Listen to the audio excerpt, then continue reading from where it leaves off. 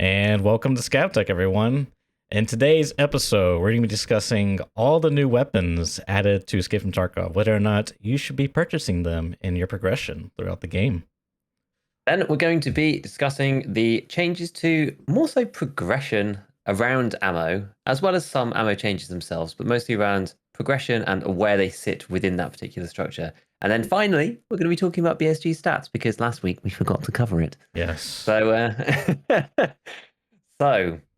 Church, the new guns and gear. How much have you been using these so far? What have you seen? What are you thinking? So, I've used a couple of them. I've been keeping a close eye on some of the people who mine out the information of this stuff, and so I've been kind of like taking a bit with what they said and factoring that into my analysis, as they say. But yeah, so it's pretty cool. There's just to like briefly go over a couple of them that we got that are relevant would be like the G36 and its variants. We also got the SAG 545 AK, which is basically, it's been deemed the TX15 of the AKs. And we also got the RD704, which a lot of people have been talking quite a bit about. And then the other one notable mention would be the Benelli shotgun. Like those are like the main, yeah, I think that's basically the main stuff there. Of course, there's the 308, or what is it? Is it 308? No, the 338 Lapua bolt action, but that's another story for another time, I'm sure. So yeah, exactly. I think that's so high level. I haven't had a chance to use that particular. I haven't anyway. Yeah, and we can ignore the break action one. I'm not gonna. Yeah, can leave that in the realm of the scavs. That's fine. Yeah. So yeah. I mean, first up, should we talk G36? Because I think that's maybe the most hyped gun for this wipe. I think there's a lot of G36 lovers out there. It's a very iconic weapon. It's in lots of other games, and it's a little bit underwhelming, I will say. Mm-hmm. I think that's kind of my take on it so far. I mean, especially right from level 1 traders, it doesn't feel particularly great. Well, is it? So correct me if I'm wrong. Is it level 1 traders or is it level 2 peacekeeper? Oh, sorry, level 2. Level 2. You're right. I thought maybe they changed it. So No, you're quite right. That was interesting to me. You're quite right. Yeah. But I mean, yeah, because I talked about it a little bit in one of my videos about the guns, ammo, that kind of stuff, and it's just it's the classic thing of, I mean, if you go on the flea market right now, you can see, you can buy them for 60k, which is, I guess it's actually kind of similar to the price that they're on with the trader. It's like 713 for the normal G36 and $627 for the G36E. The difference seems to be the inbuilt sight. Dollars have been creeping up a little bit. At one point, they were actually very close to 100. Yeah. And now they've gone back up a little. It's now 114. So it's kind of 10% more than what you see on the market. But anyway, if you go and have a look on the flea, you can pretty much usually buy these. Not right now, actually, but you can usually buy these for about 60,000 rubles. So it's usually not worth buying them from Peacekeeper himself. But I think the stock versions, from what I've seen, what I've played around with so far, it's the same story as the M4 in some sense, because it's not quite as fast firing. It has 750 RPM, but it's up there. And because it doesn't necessarily have the most amazing stats, it doesn't feel that good. I think that's the way that I would put it. It did get a buff to its recoil, so that has helped. And I think actually one thing maybe to clear up. So I have the buff information also to hand because it's useful. They changed basically the stock vertical recoil. Actually, I'm just going to make sure that this is exactly the way it works. I'm pretty sure it is. They changed the recoil from 148 to 138, and that pretty much is what happens when you. Also, I'm trying to make it work in the hideout, but it won't actually let me do it. It says remove the. Trying to change the preset, but I'm gonna have to manually delete everything. That normally refers to when you don't have any parts on the gun. Correct. So that's like the actual base piece. Right. So this is now, well, actually now on this version at least, the one I've got, regular HK G36 in the in the preset builder, it's 132 without anything on it. So maybe there was another tweak. I'm not entirely sure. But anyway, 132 from, I suppose it was 148 to begin with. And these things, they don't sound very much because if it's, they improve it by 10 or something. But I guess what may not necessarily be that obvious is that a number of points at the top end does make the bottom end quite a lot better, especially if it started from quite a high base. There's like a weird interplay, right? It's like, yeah, because the lower you make the base recoil, the worse, the smaller the effect that the attachments have. Right. But within the same gun, reducing the starting recoil is only good, if that makes sense, because the meta build is still better. Yeah.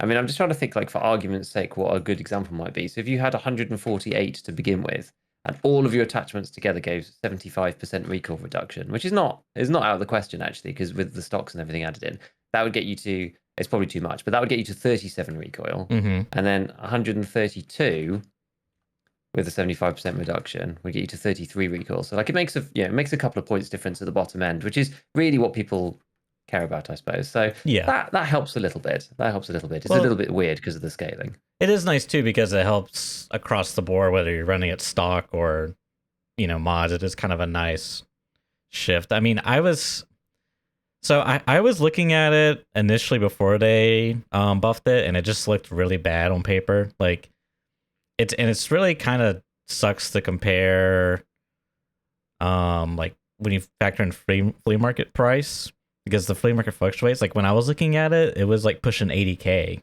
on like day one of wipe, and I assume that's because people are wanting to buy it, or I don't know, maybe it's in demand. I don't know why, but yeah, people testing it out, I suppose. Yeah, and like I think I can see the idea they're going for. It's like a budget M4 gun, right?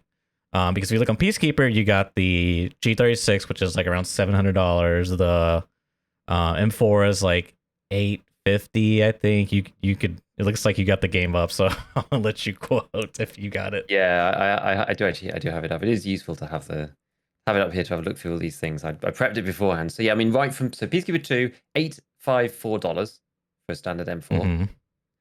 Never really worth it in my opinion. I never buy these from him. But anyway, I mean, this is kind of like looking through the BSG lens, I suppose. But 854 for an M4, 994 for a SCAR L, 713 for a standard G36, and 627 for a G36E.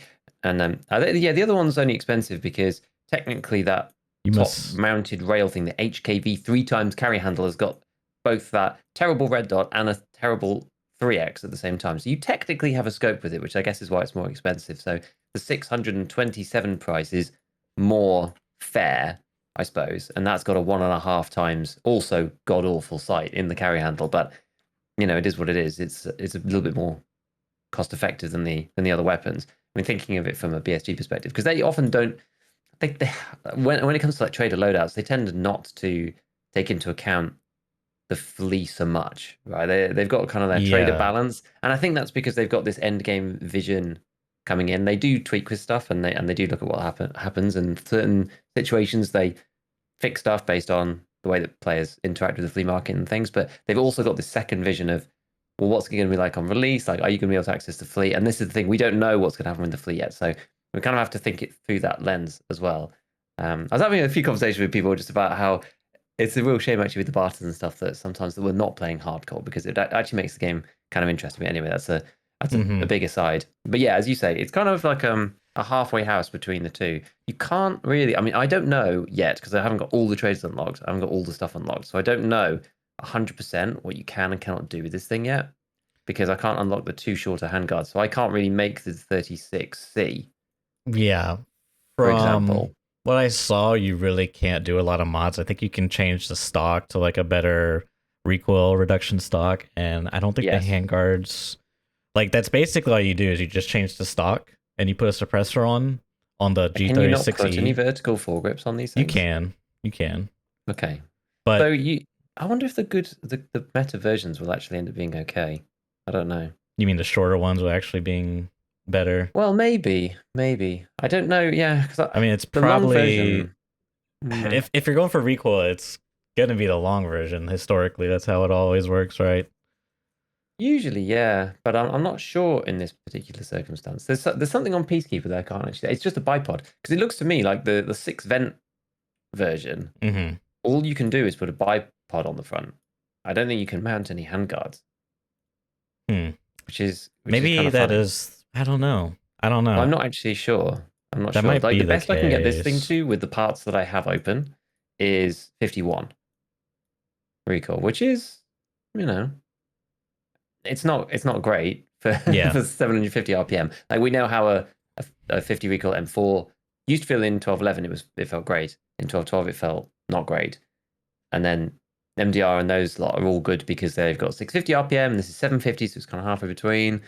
So I don't know. I'm not really sure. But yeah, I see what they're going for, but I don't know if you can mod it enough to make it make sense. And even then, it's probably too expensive. That's the thing, right? If you do invest, like the gun on its own is not good. So like investing money into the mods, I don't think makes sense. Like kind of how we're saying is I can't see what BSG's going for. This is like a budget option, but with the flea market, unless prices change, and this is the thing about the flea market, the market changes, it's dynamic, right?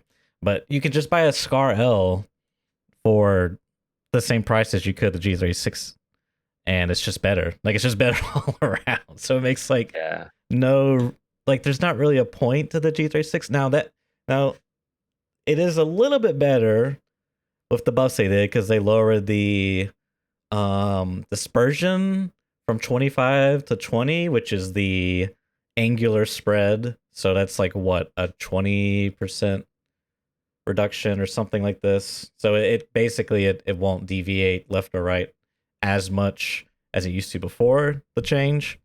And as you said, they lowered the vertical recoil a bit. I was trying to like justify. I was like, okay, maybe, hypothetically, let's say I'm hit level 14, I got Peacekeeper 2 unlocked. I don't have the flea market. I want a NATO gun. Do I pick the M4? Do I, what do I pick, right? What do I spend my money? He's like, well, for $700, I can get this gun that comes with a sight. It's like the only way I could ever see you justifying it. Like it's a crappy sight. The gun's not great. It's kind of crap, honestly. So I don't know. For me, this one is like, if we're bringing back the old meme meta, I think this one's a bit of a meme. It's kind of a meme gun, but if you like it, do what you like, man. Yeah, I think so. I mean, the two clearer choices, in my opinion, we were talking about the Scar L because it's pretty good, but I mean, the MDR, I think because of the Scar L, the MDR has kind of got a little bit forgotten, but the MDR is still really good. The 556 MDR. I'm looking on the flea now. It's a bad sign. The MDR, I think, is just really, really underrated at the moment, and it's partly because 556 is in a funny spot at this particular point in the patch, which I'm sure we'll talk about later, because we're at the point where M855 is not very good, and no one has 56 unlocked really. So we're at this kind of strange point.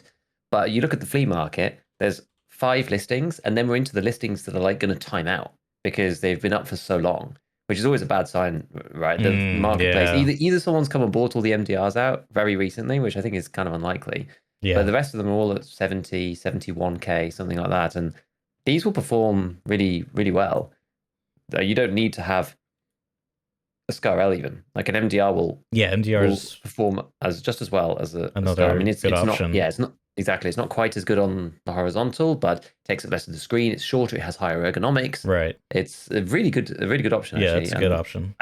I think it's the way that 556 is in general right now, plus precisely where we are in the patch, which means that it's not in vogue at the moment. But I think MDR is still a decent choice if you can speed through Peacekeeper and you can get that progression there. But I don't know. Yeah, the 545 changes also make it not so good. But I'm sure we'll refer to that as well. I want to stick on these guns for the time being. So yeah, I think as you're saying, I think the G36 is a bit of a meme at the moment, even with the improvements that they've made. I'm gonna have to see what it looks like to make the other versions and what you could do with it, because as I said, I can't access all the stuff on it yet, so I don't quite know. Because that was one of the things about the Scar, is that the Scar's great. Part of the beauty of it is that you can only do a little bit, right? Just muzzle and foregrip. Yeah, basically it. But it performs really nicely because of the way that the handling stats work, and then that you hardly have to do anything to, which is pretty interesting. So yeah, maybe you can make the G36 work. I don't know. We're gonna have to see. But I think based on what we see right now, I think it's just like another gun that's been added to the game. Also doesn't help the 5.56 and is in a bad place. That's my take. Yep. So yeah, I haven't really played. I just kind of like looked at the stats of it and kind of watched a couple videos and came to the conclusions. And so I haven't really actually field tested it, but I think it's safe to say it doesn't need field testing. But anyways, the one that I have field tested though was the SAG AK, and I think that gun's actually pretty interesting. I don't know. Have you had a chance to use it? I have had a little. I haven't used it in raid. I've had a little play around with it in the hideout, just in the shooting range, because I ended up in a slugging match with somebody, and I was talking about the dominance of the 74U, which has been my little favorite pocket gun recently. Yeah. And chat pulled me back to reality because I surprised the guy. I had cover and he didn't, and I managed to basically. I was quite pleased because I managed to beat this guy out, and he had a waffle suppressor on this SAG AK. He was like pimped out with like an Elcan and that kind of thing. Yeah. I managed to beat him with a 74U, but as everyone pointed out, it was nothing to do with the fact that I managed to surprise him and had cover, as well as the fact that he was just out in the middle of the open. Nothing to do with that at all. But anyway, I had a little play around with it when I got back to the hideout. It's snappy. It's really, really snappy. I like how snappy it is. It feels good, and I think I just think it's a little bit too much. So it's a Skier 2 gun. I did review it as part of my vid on which weapons to use at level 2. It's a 72k purchase from Skier, which it feels a little high on the flea market. It's a little bit under that. It's like 69k. I think it's a good weapon in kind of a vacuum. I think it's actually a good gun for what it's supposed to be for. And one of the beauties of this, I just had to play around with, because I don't have everything unlocked yet. I don't have everything identified, so I can only see certain things. But I do have some of the meta parts and quite a lot of the meta pieces unlocked, which means I can use them in the workbench. And one of the beautiful things about this weapon is that it comes at 71 ergo and 72 vertical recoil. So even when it's suppressed, even if you do all kinds of unholy, horrible, terrible things to it in the modding screen, you put on the really, the PRS Gen 3 stock, you try to put the RK2 on it, you put really ergo reducing suppressor on it, you still end up at about 40 something, which is pretty good, honestly. You can abuse it heavily on the parts, and the ergonomics is still quite good, which is kind of what you want. If you want something that is suppressed and snaps to sight, actually okay. I think there might actually be a place in the game for it. I think so. I mean, I haven't fully looked at the full stack of all the other 5.45 weapons in comparison to like, meta builds. Because I think it has a place early wipe. I think once you get into the later stages, you start progressing more and more, unlocking more and more better attachments that reduce more and more recoil. I think the full autos kind of make a bit of a comeback, like your classic AK 74N variants and whatnot, using those like Troy handguards and what have you. But it's in the early wipe, I think it's actually, because it has such high ergo and the recoil is already like kind of in a good spot, you can just slap on a few mods and it's actually pretty solid comparatively to some of the other 5.45 guns. Now, the exception of that would be the RPK. Now, the RPK is interesting because you can't mod it as much. And last I checked, RPKs, I don't know why, but they're really cheap on the flea market. Doesn't really make sense to me because it's actually a really good gun. Like, it's really a really good budget gun because it comes out of the box quite nice, but then it's not meta because, as you say, you can't mod it as much. Yes. Dude, they're like 44k. Yeah, that's I know. They're quite cheap. I think it's probably because it's 71 recoil to start with. I think it's probably because you can buy the equivalent AK and shorty ones for like 35. So I think it's just in relevance to that, I would suspect. But I mean, if I just stick on the go-to tier 2 trader build, you get to 64 ergo and 62 vertical recoil, which is not terrible.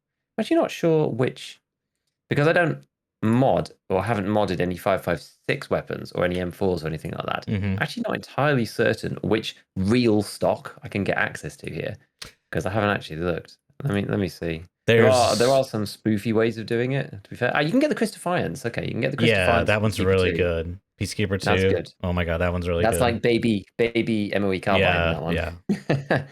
Okay, so the Chris stock is pretty good. So let's stick this guy on and just see where that gets you to. If I can find it. There we go.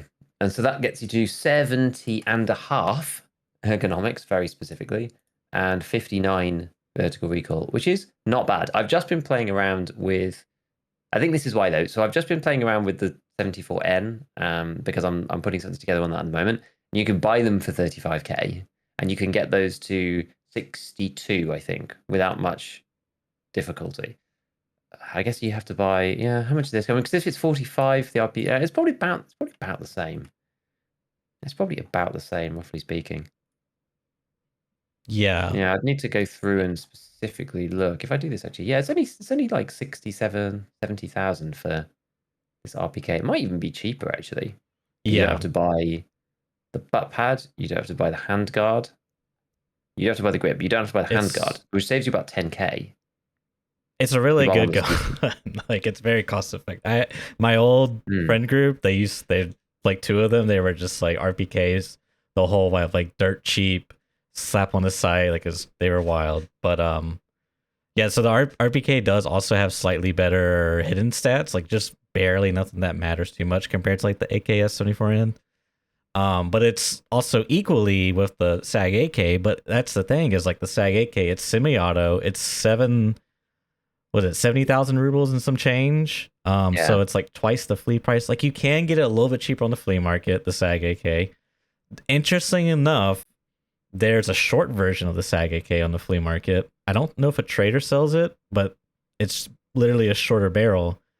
And I think it spawns in like weapon cases because a lot of them, if not all of them, I've seen have at 100% durability. But some of them will come with, people won't strip them properly, and they'll come with the muzzle adapter. I think it's like the PWS.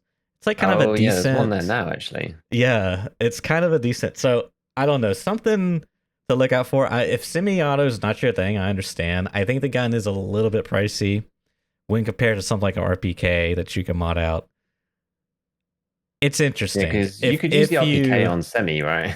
Yeah. I think where you might like where it could make sense if you get like, for example, a waffle suppressor and you want to use it, or if you get like a whatever, you just want to use a suppressed gun. I think the SAG AK could make sense because the ergo's so high. Once you put a scope on it, you get the suppressor. You're not losing a ton of, like, you still have a high ergo gun to use. So it's interesting.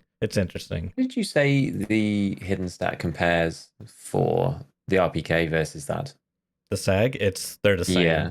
I think the RPK has slightly more camera recoil, which really doesn't, like, it matters, but it really doesn't matter.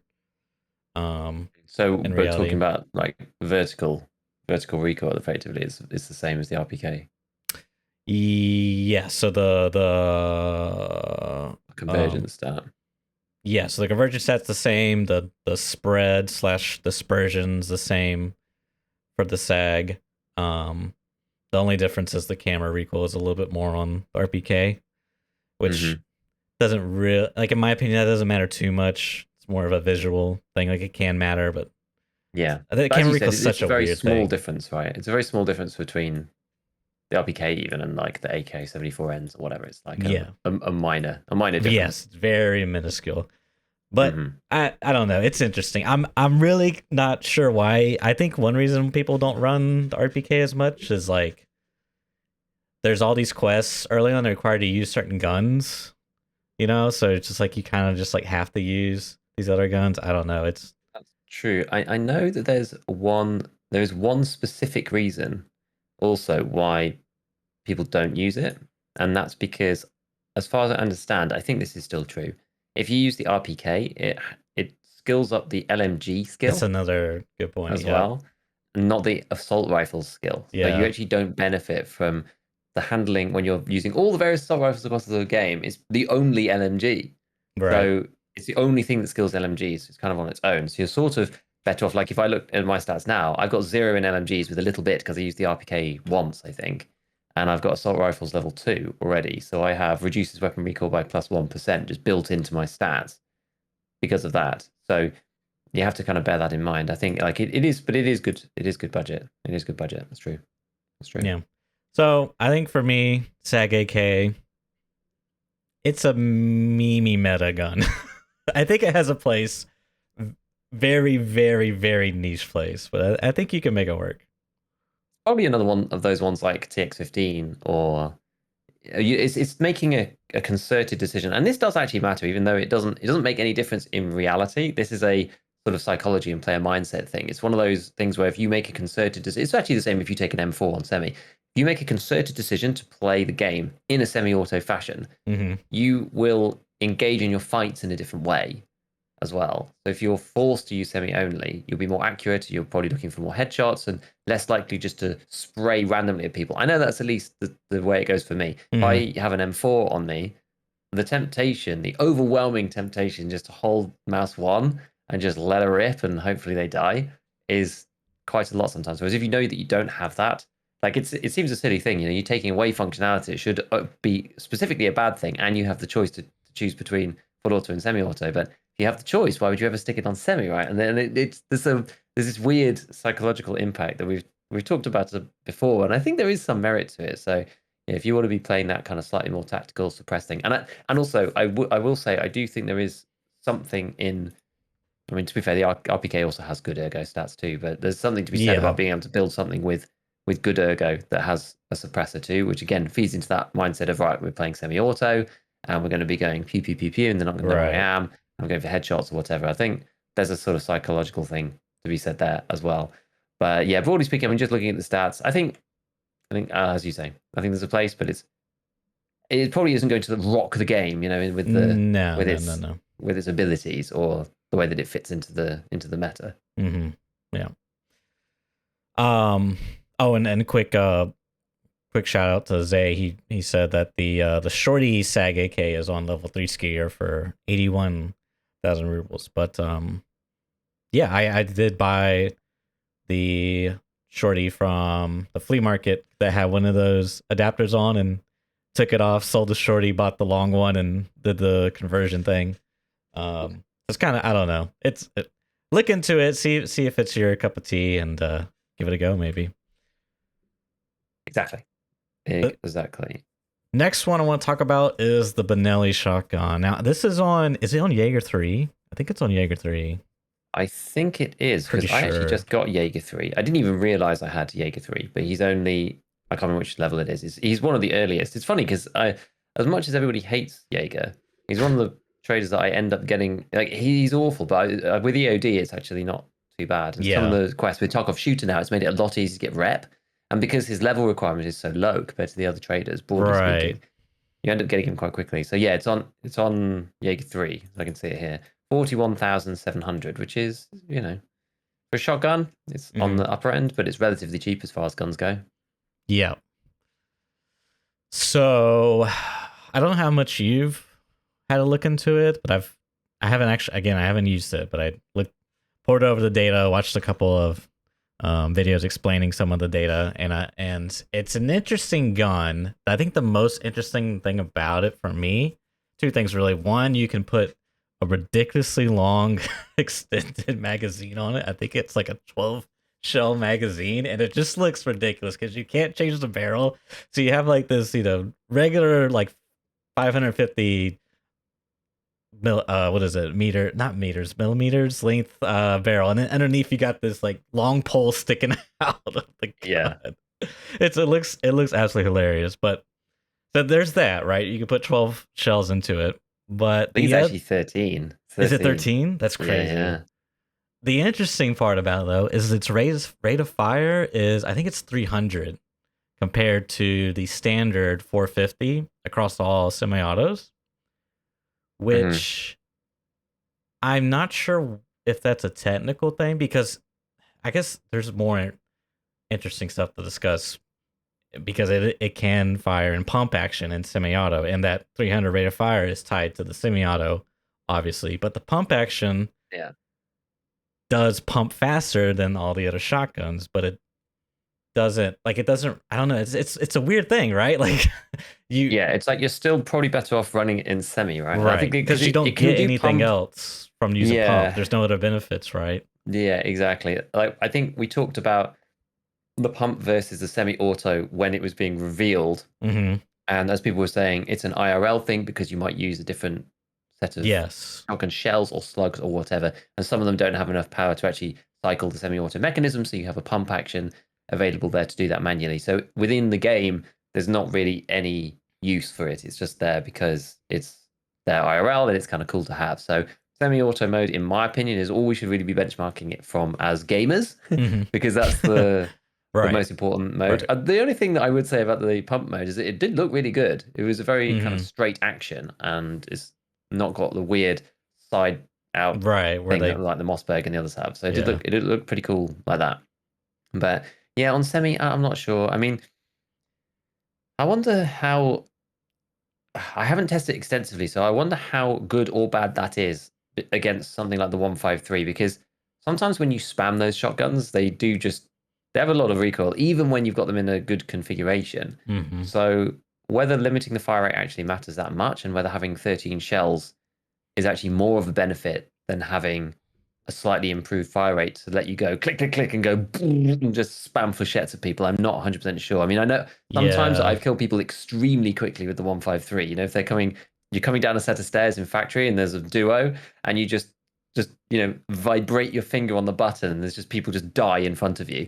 Definitely done that before. So in those situations, it's probably better to have the 153. But I'm wondering if you're using it in a more generalistic sense rather than just like literally in CQB, because there's lots of people who run shotguns on places like woods and that kind of stuff. We're having lots of discussions in my community, at least, about using shorter range weapons on maps like woods, where people are expected to be Mm-hmm. fighting in long range. But if you use the cover and the terrain properly, you can actually take some like really close range fights and use weapons that are much better in CQB and win a lot of your engagements actually just by using cover, making sure you stay low on below certain ridge lines, using trees, whatever, and then just surprising people. And you're in your element, and they're with a VPO bolty with AP or whatever, and then you pump action them to death. So in those situations, I can kind of see having a little bit more control, because you're waiting for the gun to resettle each time. You're not just spamming the Yeah. trigger. You're waiting for it to resettle, and in those situations, the rate of fire doesn't matter as much.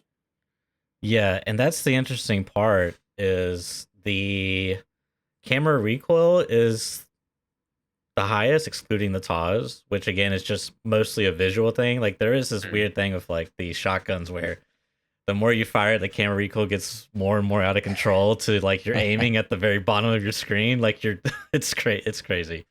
So and it's not by much, right? You know, like for example, to put in perspective, the 153's camera recoil is 0.24, the Benelli is 0.25, right? So we're talking like very, very Yeah, small. it's not crazy. Yeah.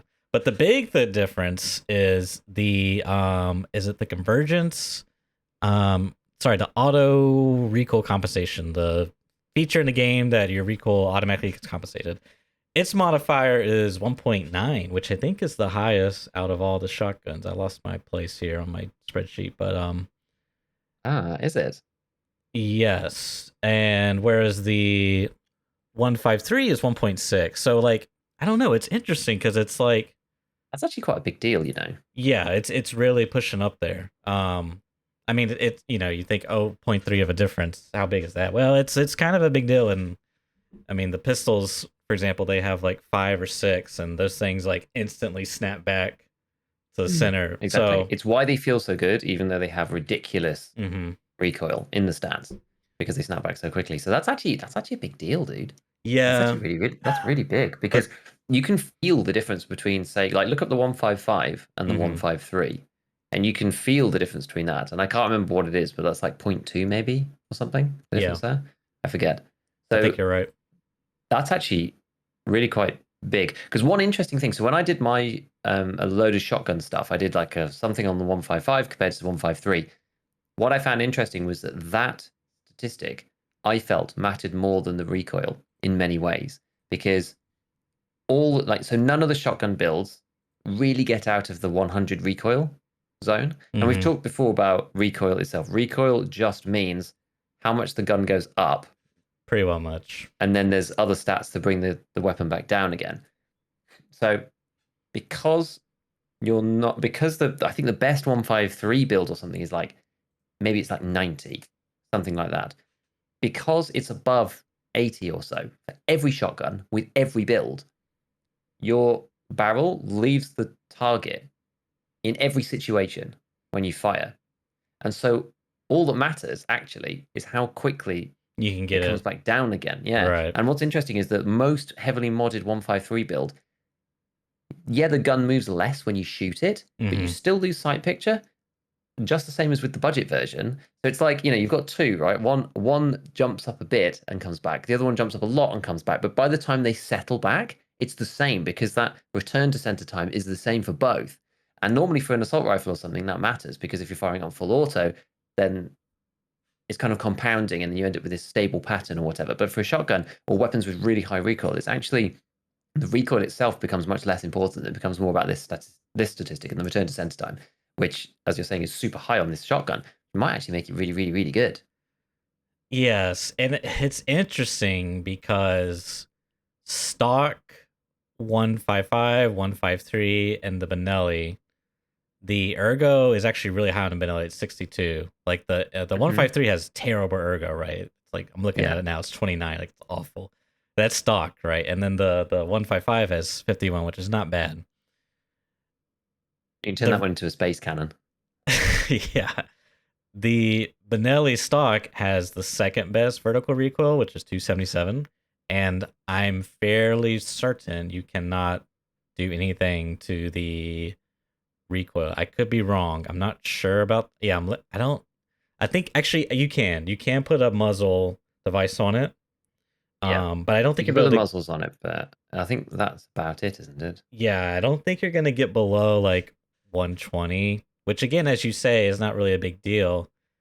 However, as you were saying, with full auto guns and convergence, the auto recoil control, when you're firing full auto, you theoretically get to that point faster, right? The flat line, if you will, where the recoil goes up and goes down. Because the Benelli has a slower rate of fire than the other shotguns, I don't know if how it all balances out in the end. Like, how does it feel? This gun really actually, the more I'm talking about this, I really need to field test this gun and see what it feels like. Because there's so many little things going on in the background. I don't know. And it's I think personally, unless you're really close, I think it matters less for shotguns because you do get to that same point, but you really have to spam the trigger. And at that stage, your camera and the gun's going all over the place because the recoil's just so high. I've just managed to make it 150 by fiddling around with it. That's the best that I've got. One slightly unfortunate thing I would say about this is that the best, I mean, you probably need to make this short if you're going to do that. The best in that configuration, it's got an 18.22 MOA, which is not that great. It's not that great. And this is the thing is when I'm comparing to the 153, for example, yeah, it doesn't have as much ergo. Yeah, I can't put as many shells, but it shoots faster and it's more accurate. I don't know. I think this is more competitive with the 155 potentially. Yeah. I don't know. It's kind of a weird. I really want to field test it now. I feel like maybe this is my opinion on it right now is I would use the 153 in factory and I'd probably use this elsewhere. I don't really run factory shotguns elsewhere outside of factory. But if I was going to, I feel like this would be the best choice. You have more shells, you can get faster on target shots, but you can't spam as much up close. Yeah. Maybe it's actually unless you're sniping as well. Like you don't want to use slugs with this thing. And this is like a buckshot kind of. Well, see, that's what I wonder. Range, I think. What if put Magnum in this baby? Well, I'm thinking, what if you put the slugs to get the accuracy up? You can, but I feel like you might need, because I just think 18.22 is a bit. It depends on what range you're talking about. I just feel like 18.22 is just a little it's on the low side. Yeah, or the MOA is too high, the accuracy is too low. Because I mean, if you look at the revolver shotty, because the rule of thumb, I forget exactly because the MOA stats, don't look at them all the time. I did a video about it, but I forget what they are. So the revolver shotty's actually got very similar MOA to the best 153, and that one is 9.3. So the 153 in its like full accuracy configuration is about 10 or something. And then when you slugify that with the good slugs, it goes down to kind of 1, 2, something like that. But this thing's going to be like 2 to 4 MOA, which is going to like, it kind of starts getting into that problematic zone where, you know, the hitbox like this out to 100 meters. But like 100 meters, are you really using the shotgun there? That's the thing. It's like if you want to, if what you're saying is it's not going to be good up close, then it makes me want to put in slugs to sort of utilize it better. I don't think it'll be. I think specifically point blank. Okay. I think it like 15 to 20, like 10 to 20 meters. I think this thing is actually probably pretty good. Okay. Because that's the point at which you can't just spam the trigger. You need to, each time it comes up, you have to wait for it to come back down, and then you fire again once it's in the reticle. That's where I think the sweet spot is, kind of the 10 plus or 8 meters plus. I don't know. Yeah, probably 10 plus, something like that. Like if you, as I said, if you run into somebody on the office stairs, you want the 153 because you want to ram the 153 down their throat and spam the trigger as fast as you can. But if you're fighting like down office corridor, you can't do that, right? This is probably better. And you have a lot more, like 13 plus 1 is not to be sniffed at. Like you're most of the way there to the SAG AK 20 round drum mag without any of the downside. Yeah, that's I feel like I'm defending this thing. No. I mean, I think it's interesting because I'm thinking about more, and I think I'm kind of agreeing with you, is that because it has slower rate of fire and a better return to center, it kind of works in that favor of that, not in their face, but like a mid-range, you know, I say mid-range, like, you know, 50 meters. Yeah, mid-range with shotgun, yeah. Right. Like under 50 meters, perhaps. 50's kind of pushing it, but I don't know. I definitely am going to field test this and see how it performs. Yeah, so I think I'm actually tempted to try this now. I wasn't really excited about it until you told me about the return to center time, because, as I said, it doesn't really matter what the recoil is on these guns. So you may as well use Magnum Buckshot because, yeah, it's got plus 5,365% recoil, but who cares if your PMC spins around 360 20 times if it comes right back, to the middle super quick? It doesn't matter. So I think the extra recoil doesn't really matter. And, I've done quite a lot of work recently about shotgun shells, looking at, we actually talked a little bit about it on ScavTalk, and then I put it together in a proper video, and it was very, very niche and about ballistics in general, but Magnum Buckshot is still amazing. It still one-shots people if you hit them with any pellet to the face over 50 meters or something. And with this thing, you can just kind of bam, bam, bam, bam, bam, bam. You're going to be devastating people with Magnum Buck.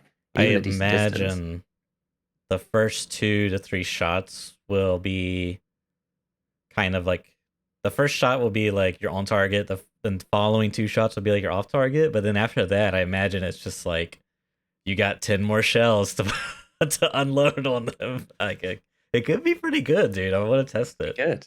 Yeah, I definitely want to test it. I'm kind of excited to try it out. I think it could be fun. Yeah. The only anecdotal evidence or knowledge that I have about it, it was people, because we were talking about it and someone was asking about my opinion on it. I said, I hadn't really used it yet, and, I'm not sure. And I was kind of being informed by chat, really, and people were saying, like, Deadly loves it, apparently. And he's kind of a shotgun, not a shotgun main, but like, he's definitely a shotgun lover in Tarkov. And apparently he thinks it's super good.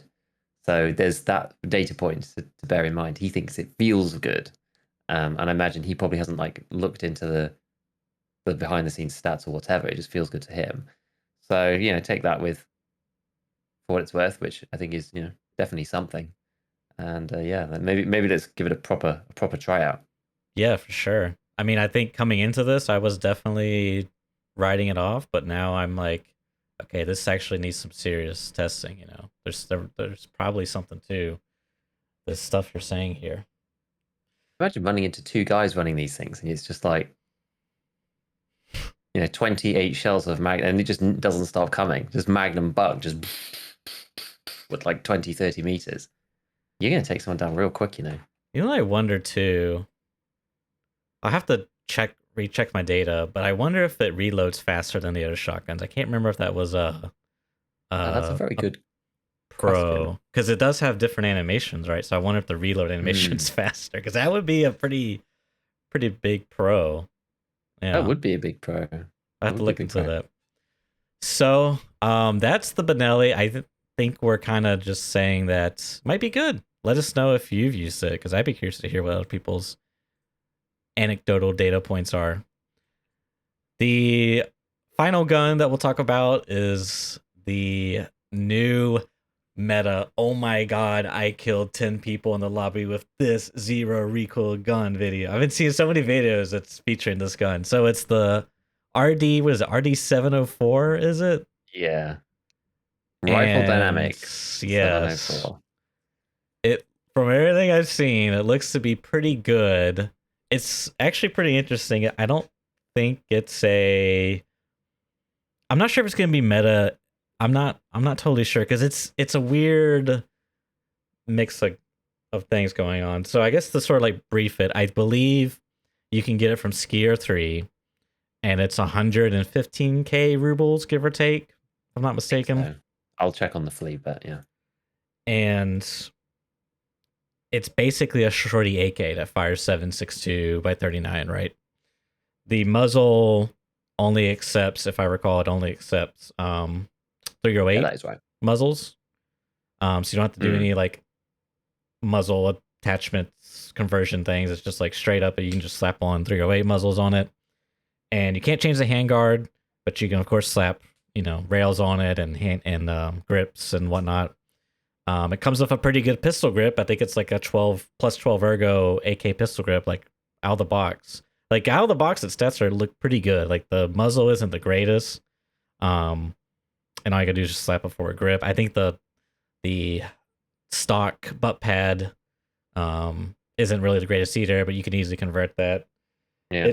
It's that with the addition of this gun, they added a new tube adapter, I guess you could call, for the AKs, the wooden stock AKs. It basically fits onto the back of it, and then you can slap in a tube, and then of course the stock.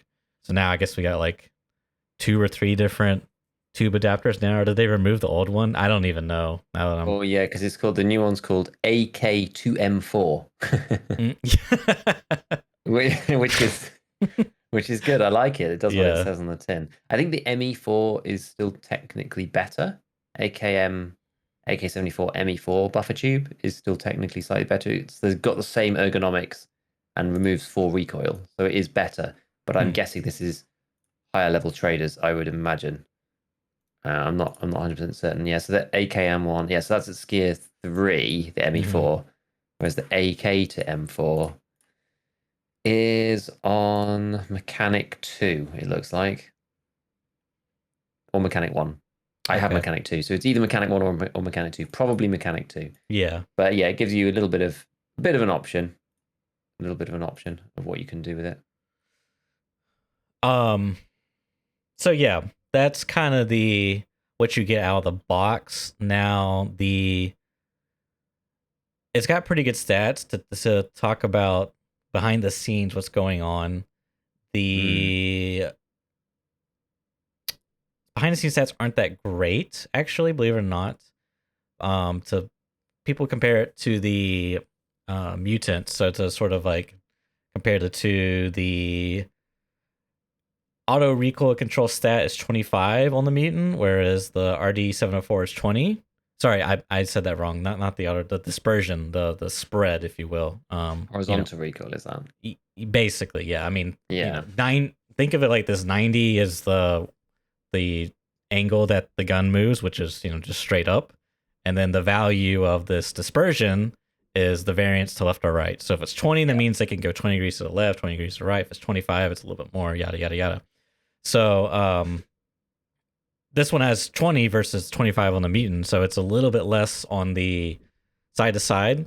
And I saw a video comparison. You can really see the difference between the two. Like the RD74 is just like hitting the same spot more consistently than the mutant. That's kind of like occasionally it'll just like weave left and right. But the interesting thing is the auto recoil control on the 704 is 1.3 versus the mutant's 2. So you have like this kind of a weird trade-off where the guns over time, the RD704 over time is more consistent in terms of a vertical line, if you will. Like the recoil just goes straight up, but it takes longer to reach the center leveling of the auto recoil control, where your gun goes up and then back down. Yeah, exactly. I mean, it's a tricky one, that, because it makes you think. I don't know, the sort of meta thought in my mind for this is you can control vertical recoil with practice, but there's nothing that you can really do about horizontal. And so if this thing has got a better horizontal control than the mutant, so long as it's not dreadful at vertical, which I don't think it will be. I mean, I was literally just playing around. The one piece that I don't have is the suppressor for the QDC. So I don't have that nice Peacekeeper 3. I need to get to the next level. I need to get to level 3 Peacekeeper, I think it is. No one's selling on the flea? No, it's literally that's how I none. found mine, to inspect it and do the mods. I know, that's what I was going to do, but I had a look. I looked the other day. I think it's just because, people really, really like that one, and it goes out of stock super fast as well. And so then once it's out of stock, then no one puts it up on the flea anymore. I'm amazed there aren't even any barters, because people do find these things. But I guess I'll just have to refresh it a bunch of times. But anyway, so if you want to go for kind of the second best, then you go BMD combo, Lantec BMD. So that you can turn it into a 46 vertical recoil there if you put all the meta parts on. So I guess it'll be probably 44 or something. Yeah, it gets pretty low. If you get the which is low, which is really low. And so then if you can control the vertical recoil on that, which you can control a 44 AKM, really no problem. And then if the horizontal is better, then I could see an argument for it, Yeah. I could see an argument for this being better than the mutant. I really can. And it's interesting too, because you get this, I think it's Skier 3, maybe it's Mechanic. Oh, I'm sorry, I think I might have misspoke. I think you get the RD704 from Mechanic 3, and then you get the Mutant from Skier 4. And the Mutant's more expensive than the RD. You need less mods to like trick out a Mutant than the RD. I don't know, it's like... You can also buy the RD on the fleet. Yeah. Which I think will get changed. I think will get changed too, because I've seen a lot of people talking about this gun. Like, it's... To put it in perspective, what Giga was saying earlier about the... if the gun moves less horizontally, then it's just a lot easier to account for the vertical, right? The SKS has 10 dispersion stat, right? This thing literally, if you just go in offline or a hideout and you just take a SKS, put in a 20 rounder, and you just don't move the mouse, you just spam mouse 1, right? The thing just goes straight up. It just goes, it doesn't like, the deviation to left or right is so minuscule, you can't even tell. So really, and most of the guns are at 25 stat, right? That's like the average for like the assault rifles is 25. So having this at 20 is kind of an outlier. Like I think the only other one that's at or below that is the Scar and the Scar L, as far as I can see, which is crazy. And the Scar L feels amazing, right? It feels amazing to use. Yeah. So I don't know. I want to test this. It looks to be like the Chad gun of the wipe, if you will. I think it's actually a pretty good budget gun too. I saw you can buy. You buy it from wherever you get it, right? Flea market, whatever. You take a wooden stock and rubber butt pad and slap that on and sell the other parts, because you get better stats. Like you lose a little bit of ergo, but you gain recoil, which is the arguably the more important thing. And it's actually like a really effective budget weapon for I say budget. It's a good bang for your buck considering everything that you're getting, right? You're getting effectively a laser beam for 150 rubles or however much it is. I always find it funny how cracked out the AK wooden stocks of the bot pad actually are. Dude, they're so good. Even when you compare it to the really good ones, like the Zhukov stock and then also the UAS or whatever, like the recoil's very similar. All you really gain normally from these things is the ergonomics. Yeah, a ton of usually. Ergo. Yeah. You get a little bit better if you go for Zhukov, but if you're going between that or the UAS, then usually you end up just with more ergo. You end up with, it's quite a lot more. It's about probably 10 or something. Mm-hmm. But yeah, it's a it's a funny one, just how good that And stock plus stockpile it's combination actually is. so cheap, dude. Like there needs to be a recoil per ruble spreadsheet for that combo because I bet it's like it's Giga's typing it up right now. Look at him. He's like, let me do the calculations real quick. Yeah, it is insane. The butt pad is super value. It's Yep. super, super, super good value. So we'll see how that pans out. I'm pretty sure that's going to be a very staple gun. It may get changed. Most likely, as Giga said, probably a flea market removal. So get it while you can, because I think it's actually a really good gun. So I think that's pretty much all the guns that are relevant for this cast. What do you want to talk about next, Giga? Do we want to talk about some of the gear or changes they've made with ammo? Yeah, yeah, exactly. Because I think this matters.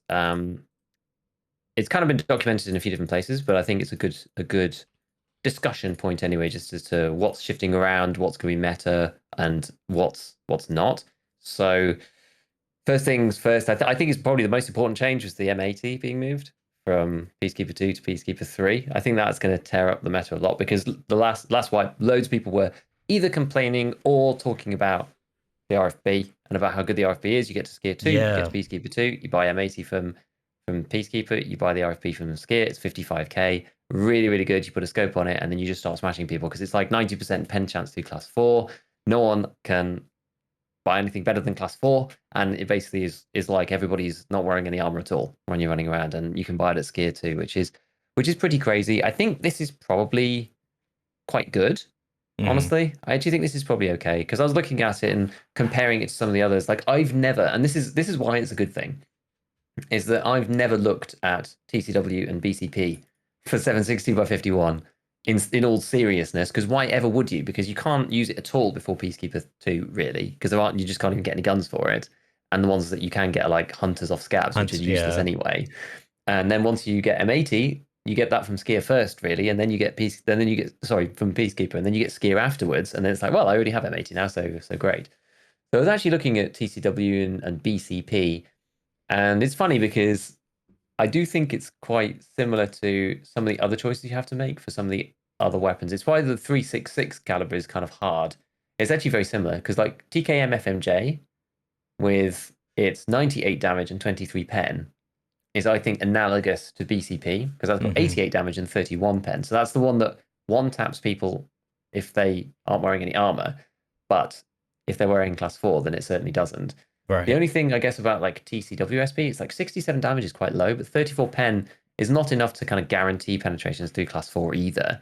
Um, so it's kind of in this funny spot really. Like you compare that to PS rounds now, which is what's the damage on PS these days? I forget. 58 and sorry, 57 and 35 penetration. So PS has one more pen than TCW, but the guns that run 762 PS feel pretty bad. I've been doing Punisher Part 1 in my last kind of like stream set, and the AKMs, I forgot how awful the AKs feel in even in semi early on because they have a very high return center time and the recoil is very bad, and they just feel really garbage.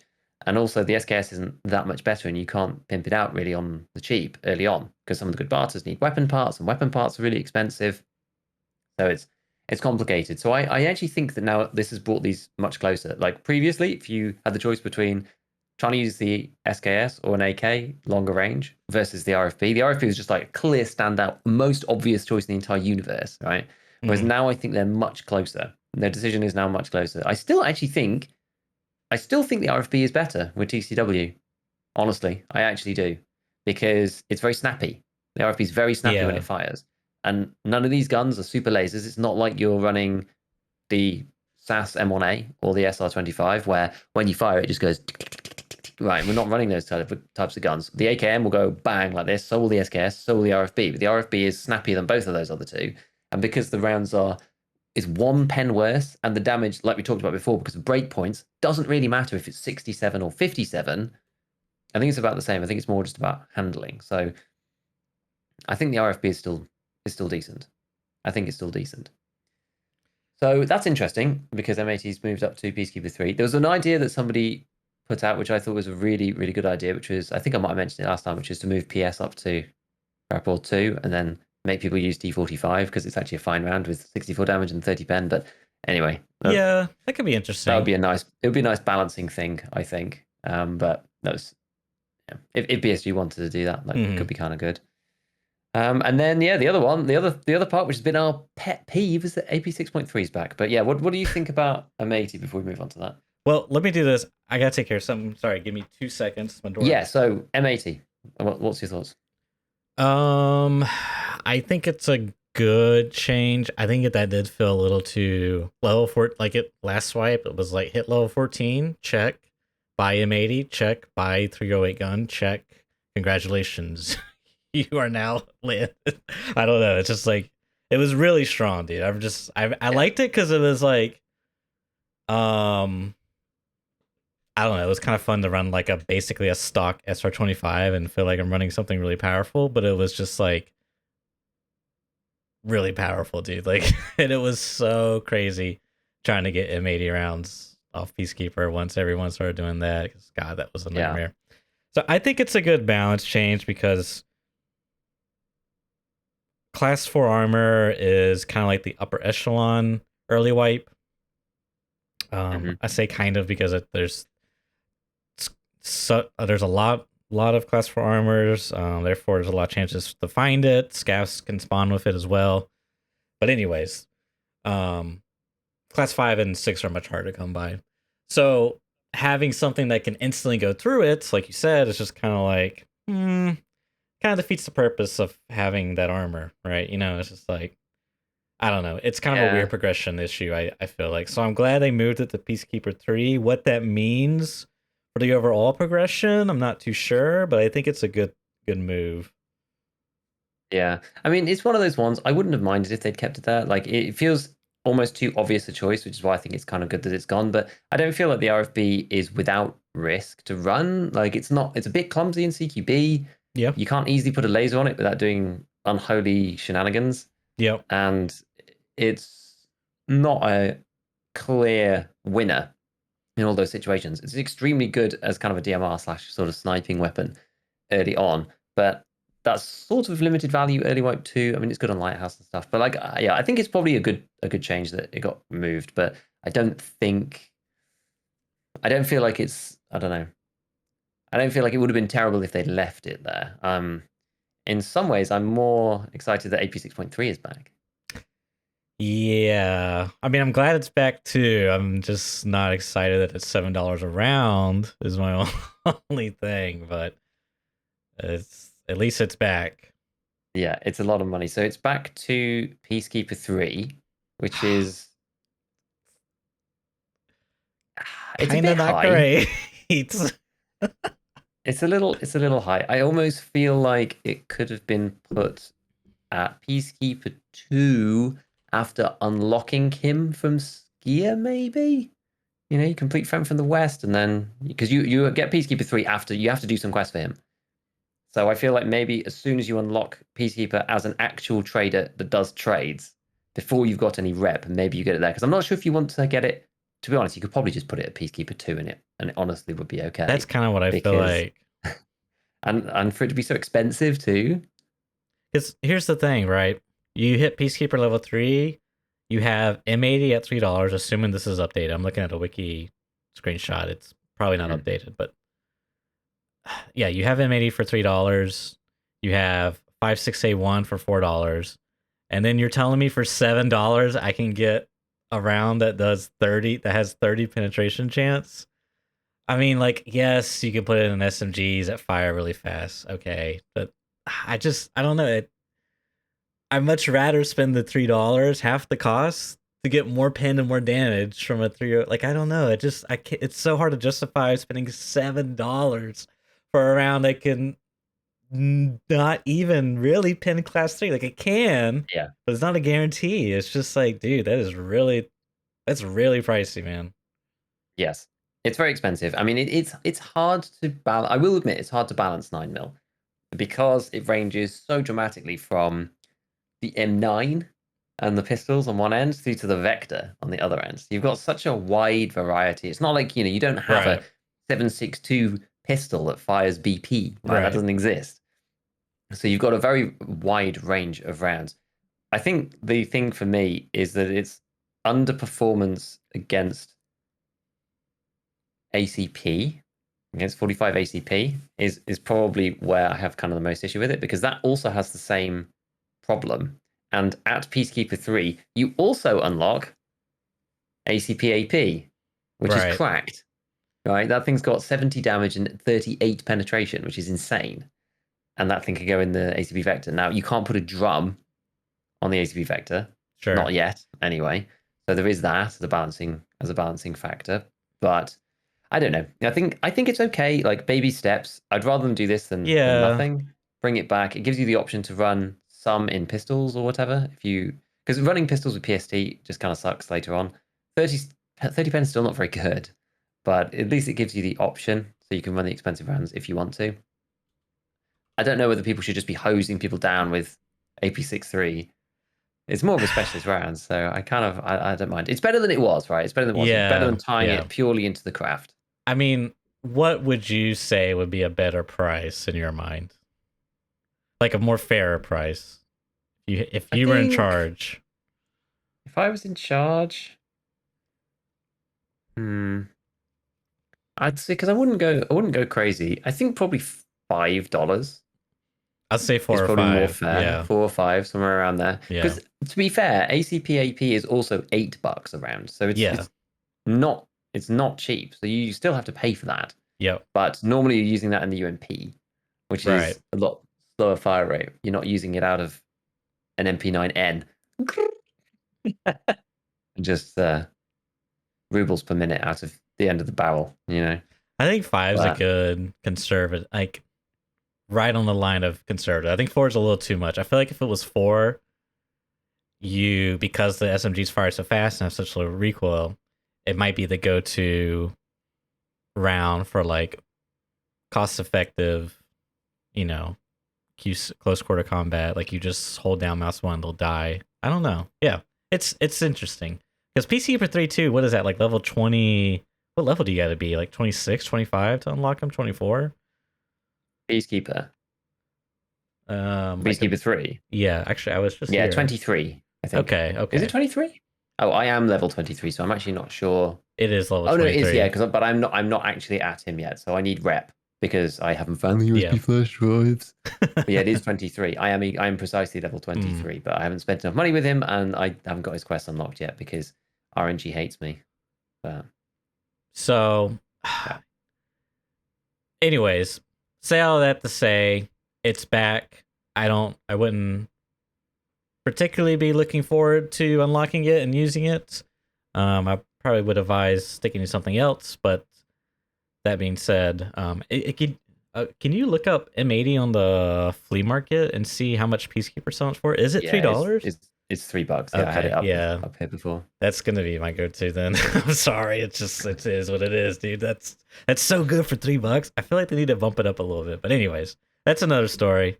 What was the other thing got changed? Oh, you know what? Do you want to talk about the Val really quick? And the VSS? Yes, we can do. I saw that in your video. And since we're kind of on this subject, I was just quickly get it out of the way. I don't think it's enough. Because I'm assuming you saw what I saw, that the base recoil got reduced. I think yeah. And I don't know. I don't think it's enough. I mean, maybe for like the Val lovers, it's like bringing back that thing once you like fully kit it out and everything, but I don't really think it's there. I'm not sure if it's like if the VSS or Val is really cheap on the flea market. If there's like some really cheap barter you could do to justify it, maybe. But I think I'm kind of like giving that one a pass to swipe. You? Yeah, I still think it's too much. I ended up taking the Val that you get from, I can't remember which quest it is, maybe Punisher 1 or something, and I spent the money and got the RK2 and put a PRS 3, Gen 3 on the back and made it meta. So it was close to meta.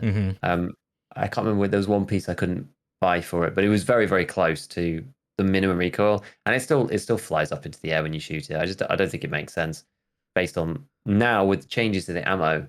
I think it's just like it's not enough to justify it. There's still better guns out there.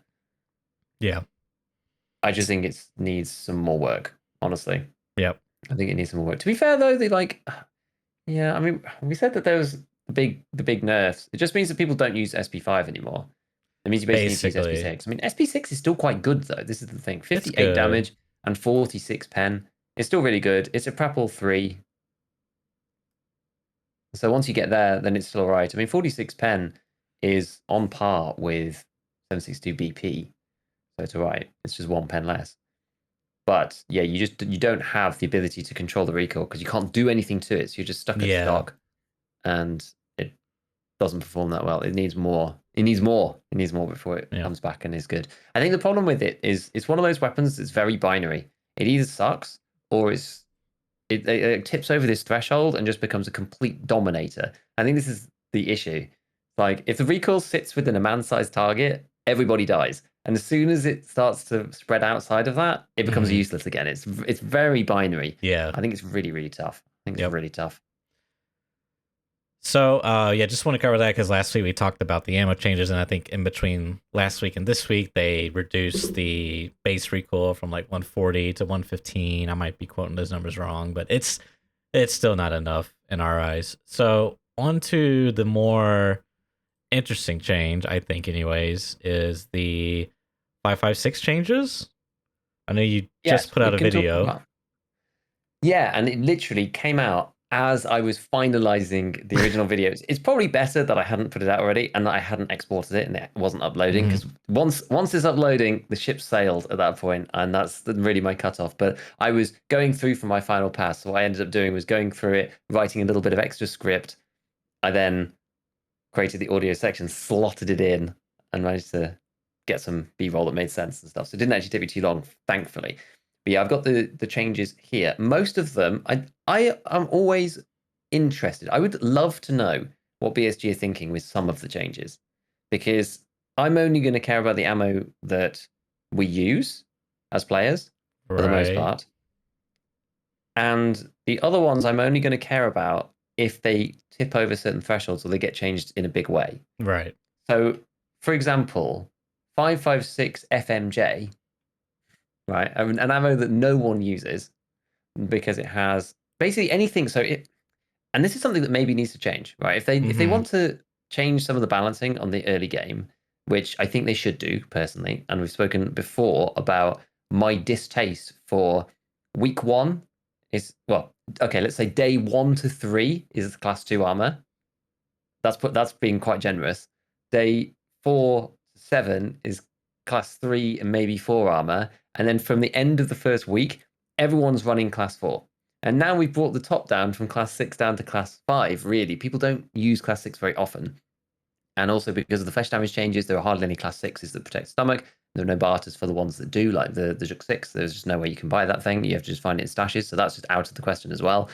So no one really uses that. So now the game is, you've got levels 1 through to 6 armor. I mean, 2 really, because there aren't any class 1 chest rigs. But you've got 2 to 6 armor, and Tarkov is the level 4 and 5 armor game.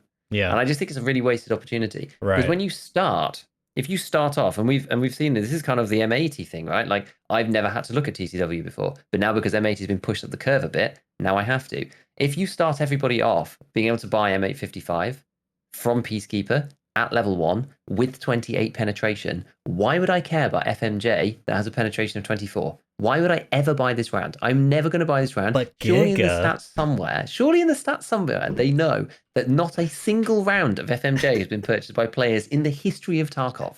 Surely. Well, except maybe somebody who's new who buys it by accident.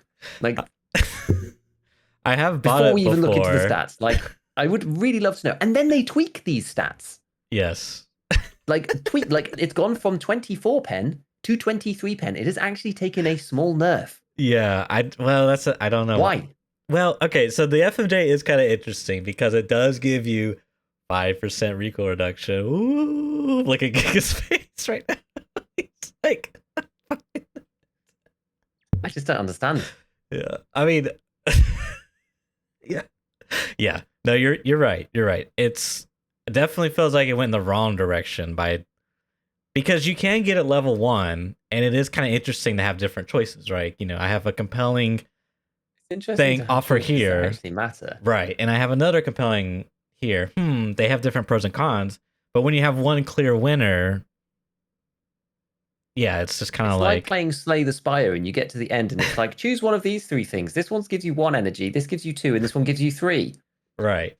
You've got a choice, guys. Yeah, You've got yeah. a choice. It's No, I the get most your stupid, frustration. most obvious choice ever. So it is only one choice, really. Mhm. Like, you look through the ammo, M855 is so far down the list. There's Warmageddon, there's HP, there's Mark 255 Modo, there's Mark 318 Modo, M856, FMJ, and then M855. And that is the default ammo. And the problem with this is that it's basically 55, 6A1, 55A1. And that is the meta. There's 3 rounds in the center, which is the entire game for 556. And M995 is basically out of the question, and no one really uses it anymore because you can't buy it on the flea. It's got too low damage, and no one uses class 6, so there's no point. So now we're in this situation where, because of the way that the armor classes work and the way that the default ammos and the way that things are structured that traders are, means that we're using 3. How many rounds? How many freaking rounds is this? 1, 2, 3, 4, 5, 6, 7, 8, 9, 10. We have 11 rounds for 506, and people use 3 of them. Yes, and like 99% of the time. And Warmageddon isn't even that good, so you can't even really leg meta with it. It's 88 damage. There's way better rounds for doing that. There's it lots of got other buffed different rounds. though. It went from 85 to 88 Giga. It did Isn't get that buffed. crazy? Okay, before I explode, should we actually talk about what the changes are? Well, so FMJ got. Well, what do you want to do? Okay, let me explode real quick. Okay, all right. This is what bugs me. This could be a quick rant. Is sometimes maybe this is the case, but it just feels like they're just doing stuff for completionist's sake. Like, look, guys, we have all the stuff in IRL in the video game, but then when we play the game, we want to like have these interesting choices. It's just like they're non-existent. But it's like, but look, guys, we have all the stuff that's in real life. Like you said, there's. Remember when they added all these like SOST Mark 31567 mod? Like, okay, cool. What does it do? Oh, it's something that does nothing. Okay, I guess I'll never use this. Like, you unlock it at Peacekeeper 2 or Peacekeeper 3. It's just like there's so many of these rounds. I think the classic example is 9x18. There's like a bajillion different rounds at level 1 Frapper, and they all do effectively the same thing. There's like some very minute differences, but on paper they're pretty much the same thing. As a new player, you get 0 info when you click inspect on each of the things. Just like, oh my god, dude, it's such a wild experience. And, like, open up like a manual from like 1950 written in Russian to try to understand what any of these things actually do. You've got 1, 2, 3, 4, 5, 6, 7, 8, 9, 10, 11, 12 rounds that are under 20 pen within that caliber. And so you look through that list and you say, SB7 has the most damage. I will use that one. And I get what BSG were trying to do in the first place. They never expected the wiki to look like this. But also, how is anybody else ever going to use like the information? We've talked about this before. The information is not there in the game to make an informed choice without doing any testing. And so you just have to randomly choose, right? No one, like, how many people who are playing this game are an expert in 9x18 Makarov? Like, in all seriousness, you know, maybe they didn't expect to have as much of an international audience as it does. Maybe there's lots of people in Russia who know a lot more about these individual specific rounds. I don't know, because you can use it there or whatever. I'm not sure, but there were only two outcomes to this, right? Is that most players are either just going to make a random choice because they have no idea and there's no way to know, and there's no way to know how it's implemented either, really, unless you have the data. Or someone's going to do the test, stand there and shoot people in the leg with it, and look what the damage is, and then tell everybody, and people are going to pick the one that's the best. Like, those are the only two outcomes. Third option is take whatever little information there is there. Oh, this one's the cheapest. Okay, they all must be the same. So just use that. Just make a really poor informed decision. Exactly. So that said, it just seems like a wasted opportunity, because you could for sure restructure it. And I think now that Class 6 has done what it's done, I think that you could restructure it to move all the Class 5s up to Tier 4 Ragman or whatever, move all the Class 4s into Tier 3 Ragman, and then make Class 3 as it is now. Well, make Class 3 on level 2 Ragman, and make the Class 2s on level 1 Ragman, and that would make a lot more sense. And then rounds that have got like 18 pen rather than 8 pen would actually matter and make it so you can't buy 55 at level 1. We basically, the problem is that we start halfway through the progression curve pretty much. Not entirely, but we pretty much start halfway through. We just need to pull everything back. Yeah. We just need to pull everything back. I agree. Make Mark 255 and Mark 318 the ones that you can buy at Peacekeeper 1. And Yeah, make 55 a class 2, a Peacekeeper 2 purchase or something. I don't know. I'm not sure. Maybe this is their plan, but I swear, if someone hits me with, but the Mark 0 mod's a special ops weapon and it's super rare to manufacture, don't hit me with that fucking bullshit, dude. I don't care. I don't care, dude. I do not care. Yeah, exactly. So it's crazy. I think, too, the other thing is the penetration is so important because of breakpoint, and I think the breakpoint scaling is really weird. I don't understand why the curve is like going from 20 to 21 is like very little change, and then you keep going up and up, and then as you approach that threshold point, it's like the curve jumps from like a 40% chance to a 60% chance and all the way up to like 80, and then as you keep going up and up, it's like 90. It's like diminishing returns. Like, it's a weird S curve of sorts, and it makes like the difference between like 25 and 26 could be night or day potentially. So I feel like that needs to be reworked, along with like I like to see them do something with fragmentation, because in theory you could have like, for example, War Mage I'm looking at now, yeah, it has 3 pin, but if the fragmentation functioned, I mean currently it's bugged, but all this is just one big copium tank for a ballistics rework. But anyways, the fragmentation is 90%. So like in theory, if it was working, it's kind of an interesting round because it has really high flesh damage. It doesn't do good against armor, but it fragments, which basically is a crit in video games terms. So it's like a really high critting round. Like, that could be really compelling offer, but it doesn't work. So whatever. I don't know. Yeah, I mean, like, at the end of the day, it doesn't actually matter that much that we don't use all the rounds. Like, it's a shame because they've gone to the trouble of putting them all in, but it doesn't really matter. Like, the game plays fine with only having 3 rounds used within 5.56, for example. It's okay. There's so much else going on. Yeah, for sure. But it's all right. But I like having more choices, and I think it's a missed opportunity, really. I don't think it's the most critical problem ever, but I feel that with some tweaking, they could bring some of these back into play. Yeah. But anyway, the changes. Yeah, let's move on to the changes.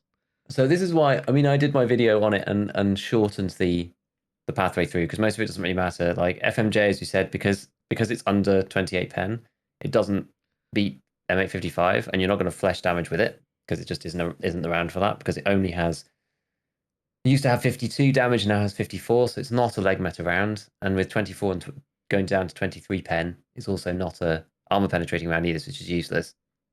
Same thing with HP. It's worse than War Mage. It's got more damage now, 79 rather than 75. But again, it's on the borderline of being useful for leg meta, but you just don't really leg meta with 5.56 guns particularly. It's just not really the done thing. Penetration power went from 9 to 8. So yeah, M855. This one is not really that important, I don't think. It's gone from 50 damage to 53 damage. Helps a little bit in the early game if you're just spraying at each other. It's still a 2-shot through a packer, I would think. It's actually on the borderline. Now it's definitely a 2-shot through a packer. It might not have been before with damage mitigation, because it's 28. Actually, no, it should definitely have been, because 28 pen is like a 50% chance against class 3. So it should be well high enough to pen a packer no problem and not have 15% damage reduction. Okay, so this change doesn't matter at all. 50 to 53 damage. It was going to 2-shot regardless. It just helps a little bit with overall damage. But, I mean, how many shots would it have taken anyway? 440 divided by 50 was 8.8 shots before. That's just in general. And now it's 53. So now it's 8.3 shots. So it's 9 shots regardless. And this is the thing, like with the breakpoints, it doesn't matter. Like maybe there's some very specific situations where you hit the arm 3 times and then once in the leg, and like now it kills me in one more hit or one less hit. Right. But it fundamentally doesn't make any difference. M855A1. Actually, maybe we'll go up through the progression. So we're going to ignore Modo and all of the soft rounds. Let's ignore those. Whatevers, because those are all complete rubbish. Warmageddon did go up to 88 damage, but again, if you're shooting somebody in the legs, 440, and this is the breakpoints thing again, 440 divided by 85 is 5 point something, so it takes 6 shots to kill them. 440 divided by 88 is precisely 5, which is slightly unfortunate, because with damage drop off the instant that leaves the barrel, even at point blank, it'll still take 6 shots because you'll lose like a fraction of damage, which is kind of a shame. It's a shame they didn't make it 89 because that would have meant they would have 5-shot people in the legs. But it is what it is. So that change is also pointless. So moving further up the curve, what actually matters? So 56A1, the first round that you get to at Peacekeeper 2, but you have to complete loads of his quests and get to the Cult Part 1. It used to be my favorite round in the game. Probably not now that 545 has changed, which we talked last time about 545, right? Yeah, we did. I'm sure we did. Yep, we did. So I think 545 is now just better than 556, especially for the mid-game. But 56A1, so that's still got a... actually, what is the pen of... It's 37, yeah. So 56A1 is a pen of 37, so it's decent against Class 4. It's got a buff in damage to 54 from 51. It was already quite good at damage. This just helps a bit. It was already a pretty clean kill through Class 4, I think, and now it definitely is. If you manage to actually penetrate. Like, the one thing that's maybe underestimated about 56A1 is it has a really high fragmentation chance of like 30%. A lot of the rounds in 556 do. Yeah. So the average damage, it pushes that up even further. Yeah, it's 33%. And with 54 damage, it ticks that up a little bit more. So you actually do quite a lot of damage at that round. I don't think it matters again particularly, but it just helps if you're spraying. So it's not going to do any more like 2-shot thoraxes or anything like that. There's no real break point there, but it helps with the overall spray because it's a bit more damage. Then 55A1, which is probably where the most meaningful changes are. It had the pen changed from 45 to 44, which is in that kind of sweet spot area that you were talking about. Yeah. So that takes you... So 47 was the sweet spot for Class 5. Being at 45, it was a 38% pen chance, I believe, against Class 5. So you had to hit them at least once to get a greater than 50% pen chance. So you almost... Well, it's unlikely that you're going to pen straight through them 3 times, which is kind of what you needed previously to then kill them. And now it's 44, so now it's gone down from 38% to like 30, I think. 30% pen, which it matters, but it was not an overwhelming likelihood that you would pen before, and now it still isn't. So you still have to hit them multiple times. I'm actually not sure if it matters all that much. And the damage was increased from 46 to 49, which I would argue actually is quite good because you're really, really close to the thresholds of going through, well, class 4 really is, I think, where that makes a difference. Because if you shoot someone twice with 46, that's 92. You only have to lose 7 damage through a combination of armor reduction and flight path distance drop off to then not kill anybody with any armor. Whereas adding 3 damage adds 6 damage on 2 shots, which then takes you to 98, which I think actually makes it much better against Class 4 than it was. I think which so. matters a lot more this wipe. So even though it's worse against Class 5, kind of, it still wasn't amazing against Class 5, and you had to hit them with multiple shots anyway. And I actually think maybe the damage on the whole, across the broad spectrum of players, especially in the mid-game, is probably better, actually. Yeah, I mean, the difficult part, though, is 55A1 is Peacekeeper 4, Skeeter 4, and I don't know, you're finding into it in Class raid. 5 city, aren't you? Yeah, it's just like once you get it, I don't know. I mean, it's still kind of a decent cost-effective round, maybe. Then again, I don't know. We'll see, because the price could increase. The one that you could buy like what 90 of from Peacekeeper, or no, was it Skier? I think it was Skier. Like every reset. The Skier one got changed a while back. It used to be really silly. Yeah, it used to be like it's dirt probably cheap. Still got cheap there. Yeah, let's have a look. So now Skier is selling it for 526, which is expensive, but for what it is, I think it's probably a fair price. Yeah. Peacekeeper sells it for $8, which I think is a lot. That's a lot. It's still kind of okay. Yeah, but it's a lot. I think that's probably, honestly, for its performance and where it comes in the progression, $8 around is probably fair, and 526 is cheap. Yeah.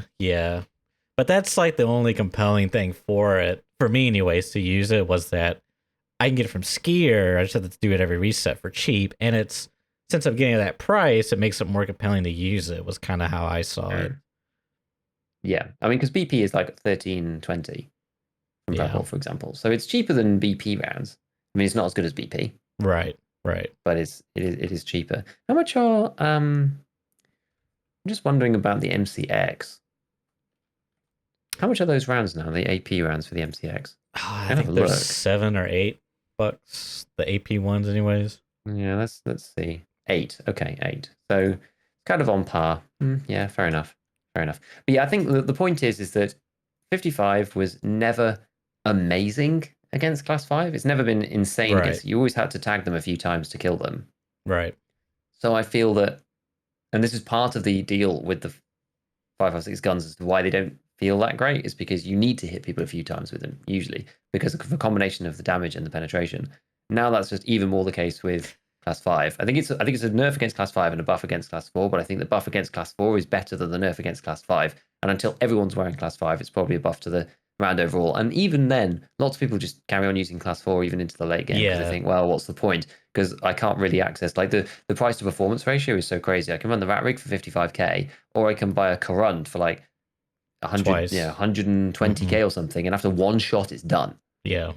So I think there's a lot of people who still just carry on running class 4 anyway. They say, well, I'll take my damage reduction percentage so that I don't get two shot. And I think that is now gone away. So I think it's hard to know, but I think that's probably okay overall. And I don't think it affects class 5 very much. But yeah, it's always relied on being able to hit multiple times with accurate weapons, which is why the recoil change is so bad for this caliber. Yeah. And it's been in a bad spot, and why no one uses the M4 anymore, because it's hard to tag people multiple times, and that's why everybody's moved over to 7.62 and 7.62 BP, because the recoil is, to be honest, is actually quite good with those weapons anyway. You can make it so, but you only have to hit them twice and they die, and it actually is good at penetrating. And then the other changes, I guess, is just the two high-end rounds that no one really uses now. But 995 went from 40 damage to 42 damage, which is okay. It'll help it over long range with headshots. And SSAP went from 36 to 38, which is kind of the same thing, because SSAP with 36 damage is so low. It's such a low damage. Yeah. I think it just helps a bit with that. I think those are some pretty good changes. I don't think they're like significant changes. I do like the last two you mentioned the most personally. Because now it's not going to feel as bad if I decide to use those. Like I could do a niche like lighthouse run with 995. Then again, the rogues. I don't know, man. It's really complicated. It's really complicated. It's tough. Yeah, because I was looking at this as well the other day, because someone asked me in my comments about the buckshot video, saying, what about the different health of scavs? Does this have any impact? And I was like, that's a very good point. And went to go and have a look at the 3 profiles of scav, and only the first profile of scav has 35 HP. Yeah. And this is kind of the problem. All the rogues, all the raiders have at least 40 HP. Scav versions 2 and 3 on the higher difficulty settings also have 40 HP. And it's just these rounds, they struggle, right? SSAAP won't one-tap any scav other than the basic, regular, easy scav. And it's just hard. I just think it's strange. I made a comment about changing the head HP or something, and there's been lots of discussion about that in the comments as well on one of my videos, which is definitely interesting. I feel like as time goes on, maybe I'm more inclined to have like a head multiplier or something, because it doesn't mess with other stuff. It makes it more complex. I've been trying to decide what would be the best way. Is it to just decrease head HP and keep all the mechanics identical? It lowers the overall HP of a PMC, which actually makes leg meta stronger, interestingly. Exactly. As a bizarre side effect. And then it also, I don't know, there's also always weird effects whenever you change anything. And a head multiplier makes it more complicated. But we already have multipliers for black limbs, so it's only adding one extra feature. I basically just think that I don't really care how it gets changed, but I would like them to change it such that if a rifle round penetrates a helmet, you die.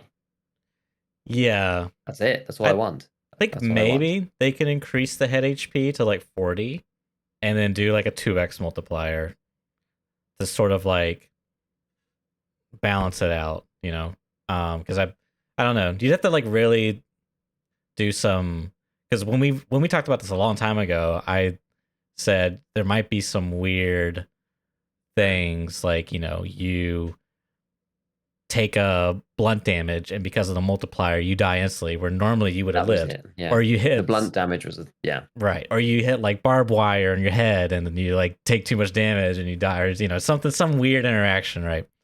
So I think maybe they want to, if they do decide to do something like this, kind of like teetering a bit, might be a good. Yeah, exactly. Do you remember a long time ago there was that really weird situation that somebody sent me where they got shot in the head with like Palaver's 6U or something, but they were wearing like the Ronin DevTac helmet, and because of the ridiculous amount of damage on the shotgun slugs, even though it didn't penetrate, they just got blunt damage to the head and died because this thing's like made of card or something, and it has a really low, or really high pass through. You remember we spoke? It was ages that we spoke about this. It's just come back to mind because there was some research done. I think it was Voxy who was like did sort of a load of research into the stuff, and someone posted the actual kind of like blunt damage like values or whatever back then. This is a long time ago, so they might have changed since then. But that DevTac Ronin in particular had that. I think it was like the highest blunt damage pass through of all the armors by like a factor of 2 or something. And so normally you'd only take 15, 20, 25 damage, something like that. But because it was a combination of like the most ridiculously high damage round you can physically get, combined with the most pass through on the helmet, the dude just died outright. And he got to the end screen, it was one shot, and the end screen just said blunt damage head. And that was it. It was just like blunt to the head, you died. He was like, how is this possible? My helmet actually defended against this round. It's just like, well, yes, but also no. Yeah, that's funny. And it was because he used that particular one and got shot with a very particular round. So there's always these funny situations. It's like trying to catch those edge cases. It seems like a great idea when you say, "Oh, just change the head HP to 20," but it's just like, "Oh, but what if you just catch a TC 2000 full of express bark? Like, are you just going to die instantly because of the blunt damage?" Like, these are the problems with it, and you always have to think through. So it's good to, I don't know, air these kind of suggestions out, and people, I don't know, people come up with random scenarios that you didn't think about. It's been, I mean, I was going to say it's a bit like programming, but we are talking about a video game. That's exactly what it is. And that's why it probably sounds like programming, because it is precisely that. Systems building, system design, it's all the same thing. So 506 got tweaked. I think it's probably a buff overall. I mean, it is mostly buffs, to be fair. I think it's buff overall. Yeah. I don't think it really compares to the 545 buffs, but that's so weird. That's okay. You get Prepper 2, you get PP, which is like, what is it, 34 pin, 35 pin, 36 pin?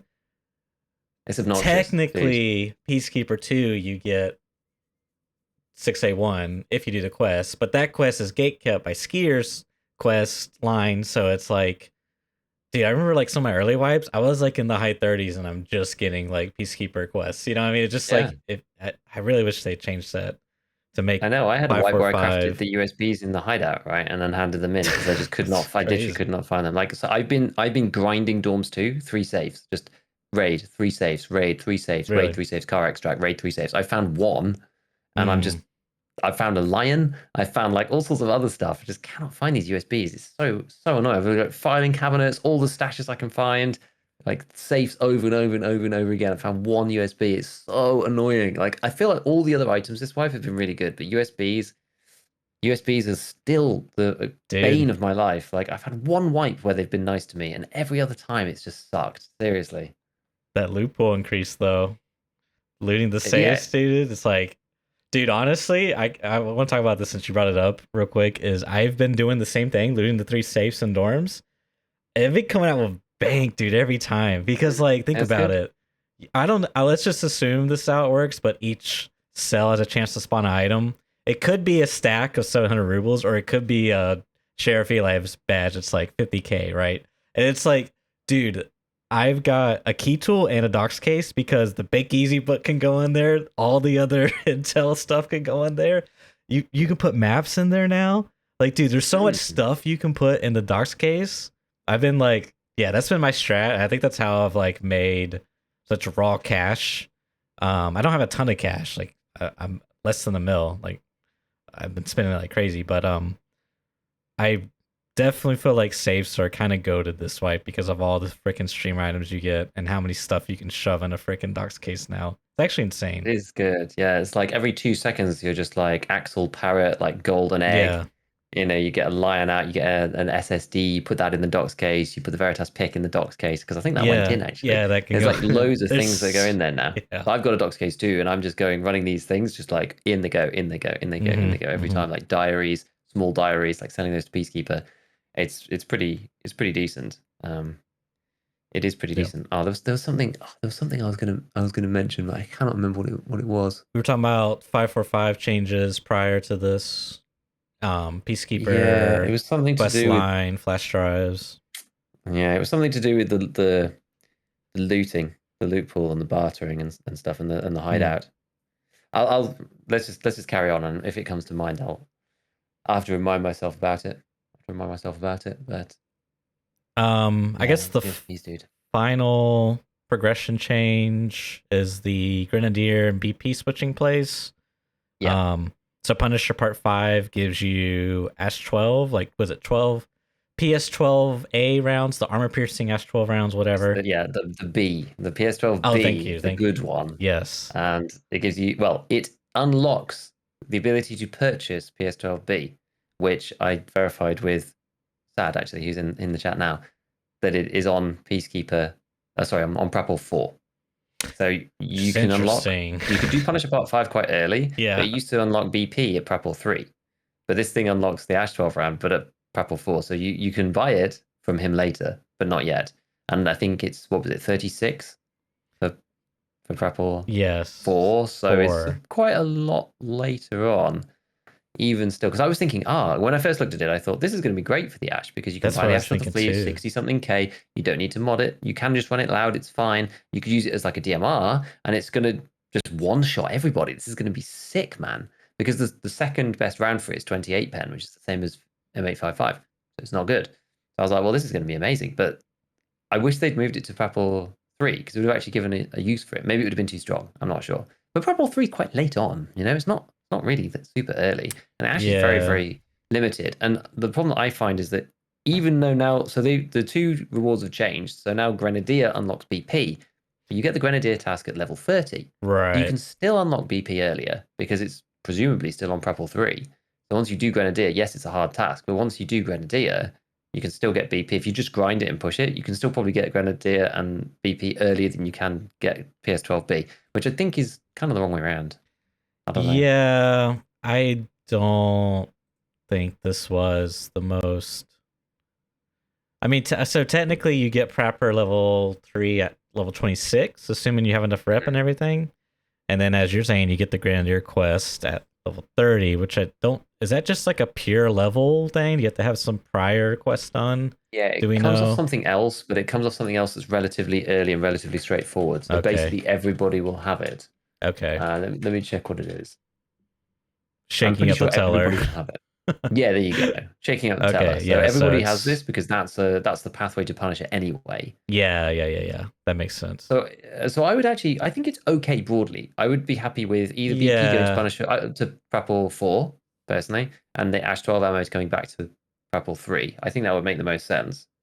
Maybe. Like, why is BP on Prapor 3? It's absolutely cracked.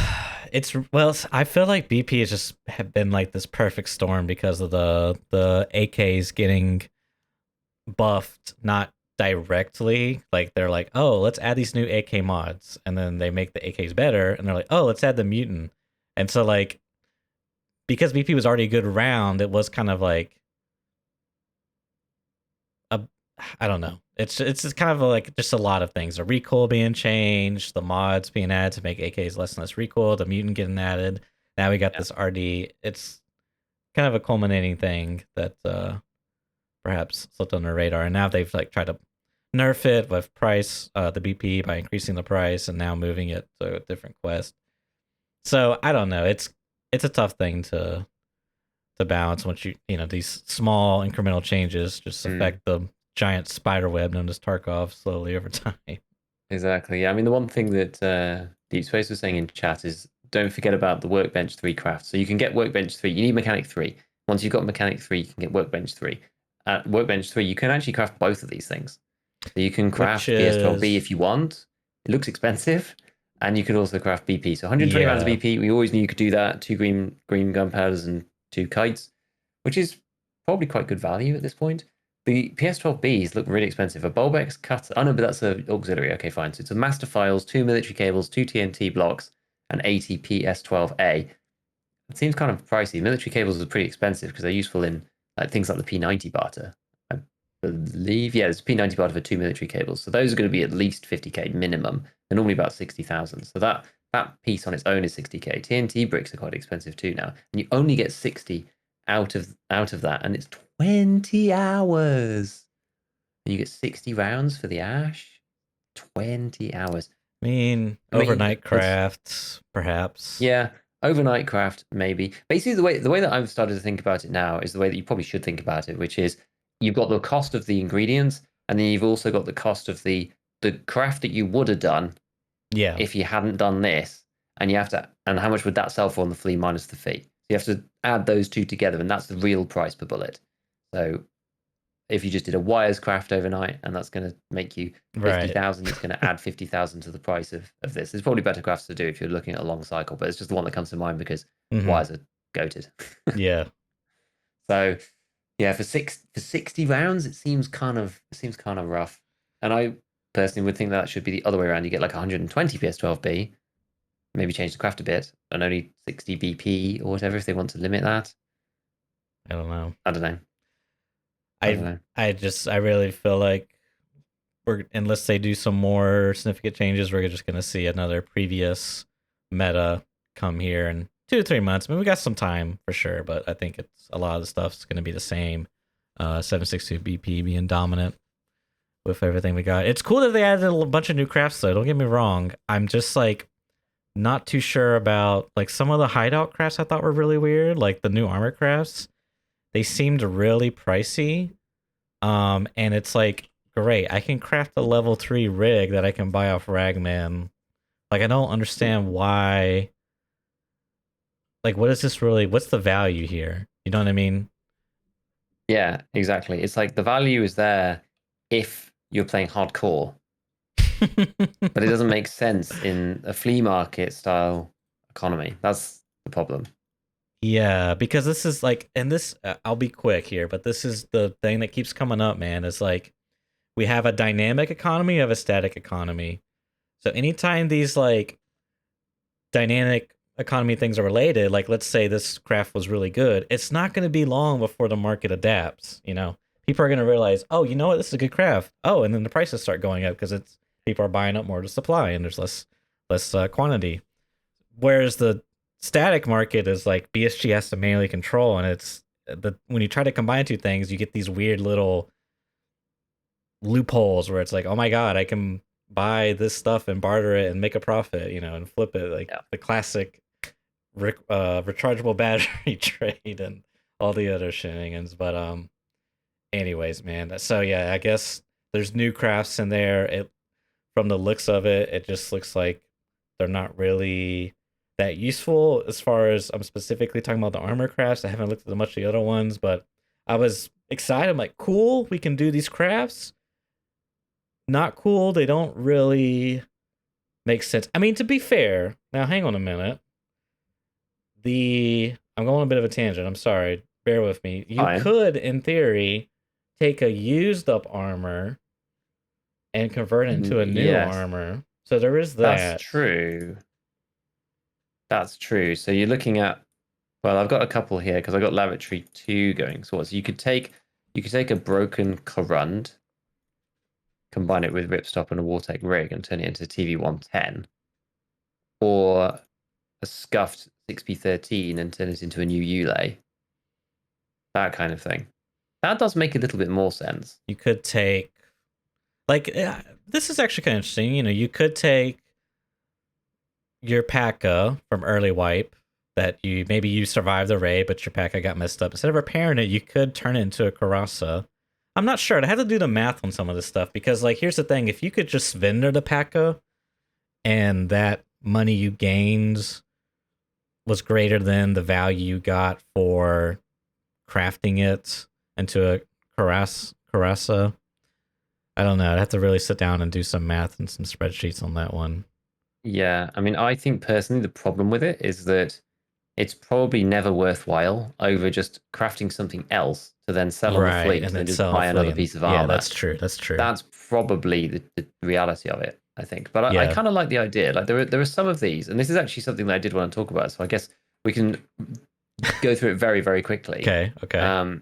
It's a fast one, but there's like one in the lavatory and one in the med station. I think Ewing was talking a little bit about some of this in his video, but then it's I've kind of been looking at it and doing it myself as well. I kind of got some inspiration from that. I've been looking out for them, which is like the Scav backpack one with the water and the MBSS. Yeah. And that's kind of cool because since the nerf to Aquamari, water I think is still probably the best that you can buy because it's like 60 hydration, it only costs 12k, whereas Aquamaris are still about 30,000. They're only 100 hydration in total. You're still better off buying water from Therapist. You buy the water, you drink 59 of it, you leave the one in the stash. You then go to the MBSSs. You go and see if there's a hard drive for less than an MBSS. If not, you just buy an MBSS. And because you had to buy the water anyway to drink, you can craft 2 scab backpacks from one fleece and one MBSS backpack. And you can also make the fleeces in the hideout from 3 hats as well if you want to alternate between 2 different crafts. So then you end up getting these 2 Scav VPs, which are probably like 18k each or something, and actually making some money that way, and basically using items you had to buy anyway, Right. to do that. And then the other one's in the med station because I always use the car first aid kit, which is really good. So as soon as I get that down to 30 or something, I like try to squeeze as much as I can, but leave it and don't use it up completely. Once you get 2 of those, you combine them with 2 S March tourniquets, which are really cheap. They're only 2,000. So for 2 used car kits that you were going to throw out anyway or just sell to therapists, you now pay 4,000 for some S Marches, and you can craft them into Salewas and then sell the Salewa on the flea market for like 28k, which is amazing. As well as the one that we talked about last time, which was the money laundering the hemostats through the flea market. So when I pick hemostats up from enemy PMCs, I combine that with a med, turn it into a real hemostat, and sell that on the flea for like 25,000. That will go away as people can unlock hemostats. Right, But I can't even buy them yet, so I don't know. But some of those crafts are quite funny. I quite like those. They're kind of like little tricks. I think they're neat. I think they're neat too. I like those ones. And I can kind of see it. Like I'm looking at one now, the 6B13 with a Umka rig. You can craft into the 6B515, the really ultra heavy armored rig, the green floral pattern one. So like, the argument can be made, I have to buy, I have to use armor, so I use it. Maybe you don't insure it, because that's the other thing. If you're going to craft the armor, it's insured, so that's like a sunk price, unless you used it when it in the craft when it came back. You use it, you insure it, you get it back, it's at 0. It's not worth repairing, but you use it in the craft. Yeah. It's lost its insured status now, and now you get a new armor. There might be something to that. It is a 5-hour craft, though. I don't know. It's kind of a long craft. We got to really break out the spreadsheets and see how this stacks up. It might be. That's the thing. It might be worth it because because new armor goes for quite a lot on the flea. Mm-hmm. So if you had one of those, how many is it? Is it just one of each? Is it just one of those ceramic armors and one of the Umkas? Yep. So an Umka is 20k off the flea market, and then a new 65 Ulay is 70,000, 73,000 actually for a 50k one. So it's like 50k profit. I mean, you're still probably better off making fleece, but actually, I don't know because it only makes 10k per go. I think maybe there is something there. We'll have to look into it. You might be right. I have to look into it. The weird part to that whole equation is as you level up the traders, your insurance gets higher and higher. So like your costs get higher and higher. Yeah. It's interesting. Okay, so sorry we jumped on a tangent there. Where were we originally talking? We were talking about BP. I think we're kind of finished though with those changes. Okay. Yeah, I think you're right. It was about Grenadier and BP switching place. We've talked about 762 BP. We've talked about PS12B. We've talked about the crafts, about where they are, about the changes, about how we think they should be slightly different. And I think the only thing left before we have any closing thoughts or talk about anything else was the stats, because we forgot to talk about the stats last time. I said we would talk about it and we didn't, which is always interesting. Do you have it up actually? I'm about to find it right now. I think it was in our private chat or something. Oh yeah, should be one of the easy recent ones. Yeah. I would guess. So I mean, the headline is 68% USEC versus 32% bear. It's usually skewed that way anyway, but in a lighthouse meta, so to speak, without streets, where there's only downside for playing bear other than the drip and the cool factor. Only the cool kids play bear. Apparently, I wouldn't know. I'm USEC through and through. But yeah, 68% is quite heavy. It's a heavy swing towards that particular faction. Not super surprising given the international player base and all of that stuff. I always find these quite funny. Like 284 million PMCs killed. That's interesting. I get like 69% of USECs died, 31% of bears died. So you could argue technically on average bears are higher skilled because USECs died more often relative to the number of them that there were. Yeah. It's funny. So then the total number of players that achieved max strength, I was not one of them. You didn't end up doing it, did you? No. You got really close and then stopped. You got fed up. Yeah. Total with your five round shotgun mags or whatever it was. Total players that achieved max strength 51,600, and total players that achieved max endurance 116,000. Quite interesting. So that's actually really interesting. Yeah, I didn't achieve either, and I was level 47 with 700 raids. That's how I ended the patch. Interesting. I didn't get either. Yeah, but I intend to this wipe. It's. I'm going to post them in here. It's interesting because basically half the people that reached endurance didn't reach max strength, which to me indeed says reaching max endurance is reaching max strength is half as difficult as reaching max endurance, I guess you could say. Which I think this wipe is going to be a little bit different because I don't know if you noticed, but I've only been leveling straight. I swear, every raid I go into, I'm overweight going in. It's going to be interesting. Man, dude, it's like, it makes me want to run light kits just to get my endurance up to like the 10s. So that way, when I do all these shoreline quests, I can actually sprint a little further than not like, a couple yards, what it feels like. So yeah, it was actually a comment in one of my videos. Somebody said, "Hey, I got an idea for you, like a video about like light kits where you stay underweight, stuff that's like light pieces. You can actually level endurance." I was like, "That's actually quite a good idea." Like, I haven't started looking into it yet, but it's something I'm probably going to do because this is the first wipe. It's gone very far the other way when I'm sat with 6 strength and 6 endurance and 9 strength. Yeah, that's very, very unusual. Because I'm normally quite a light kit runner. Yeah, right? I normally take little rigs. I'm a bank robber boy until later on, and then I start. And even in the end game, I get people coming in going like, "Why are you running the Tarzan?" And it's just like, well, because I take 2 mags. I take my car first aid kit. I have a hemostat and maybe 1 grenade. Like, I'm not a super thick, like, crazy meta chad for most of the time, and my levels and strength and endurance don't justify it either because it's just too heavy. We'll see actually, because now we've got these strength nerfs to the max strength, so you can't just run around with nothing on your back anymore. So it's going to be interesting to see what happens at the top end with that. It'll be more punishing for players who didn't get to max strength because they can't just run around with. I mean, it was crazy before. Or nothing in your bag, nothing in your like rig counted, only your guns. Like, it was nuts. People playing underweight the whole time, like no matter how much stuff they have, it was nuts. So yeah, maybe there's something in there about being able to level the endurance skill. So I agree with you. I think it's going to be different this wipe. I did notice that even though I was overweight quite a lot of time recently, because I've been hauling out some like big kits, just like loads of junk, just trying to sell everything and make as much money as I can.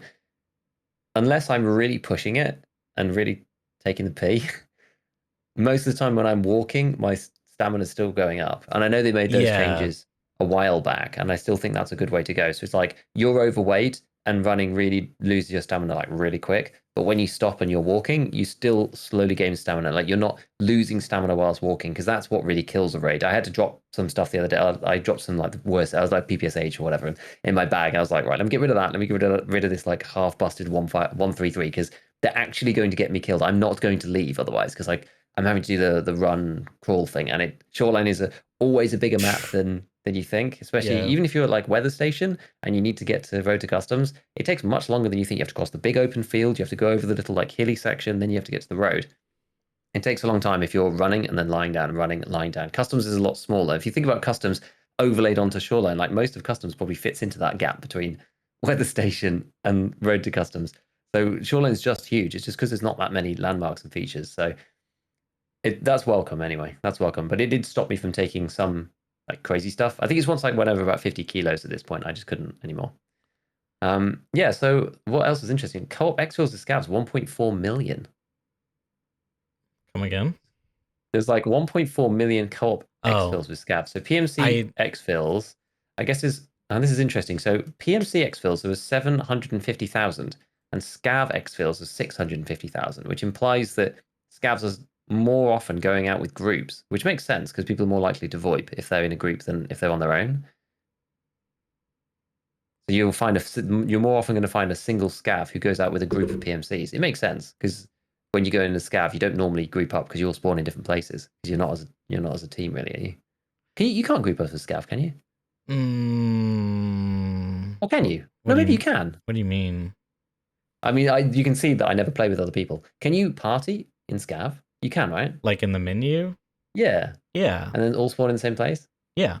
Yeah. It's been like, dude, assuming the like, spawning system works, but yeah, you can. Yeah, because I've definitely spawned, but sometimes you have different exfils. Do you still have different exfils? Yeah. It's genuinely been like 2.5 years well, you know since what? I scav partied with someone.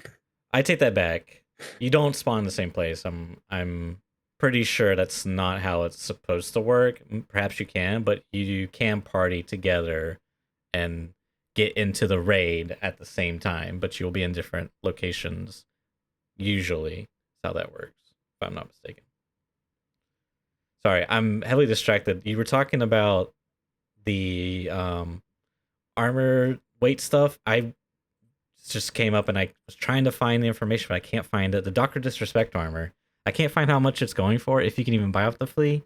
But I think I want to give that a go. When I looked earlier. I want to give that a go. It's lightweight and it's class 3, stomach and thorax. That's my quick blurb. I'm gonna try it now. The lightweight meta, it's coming with the dock, baby.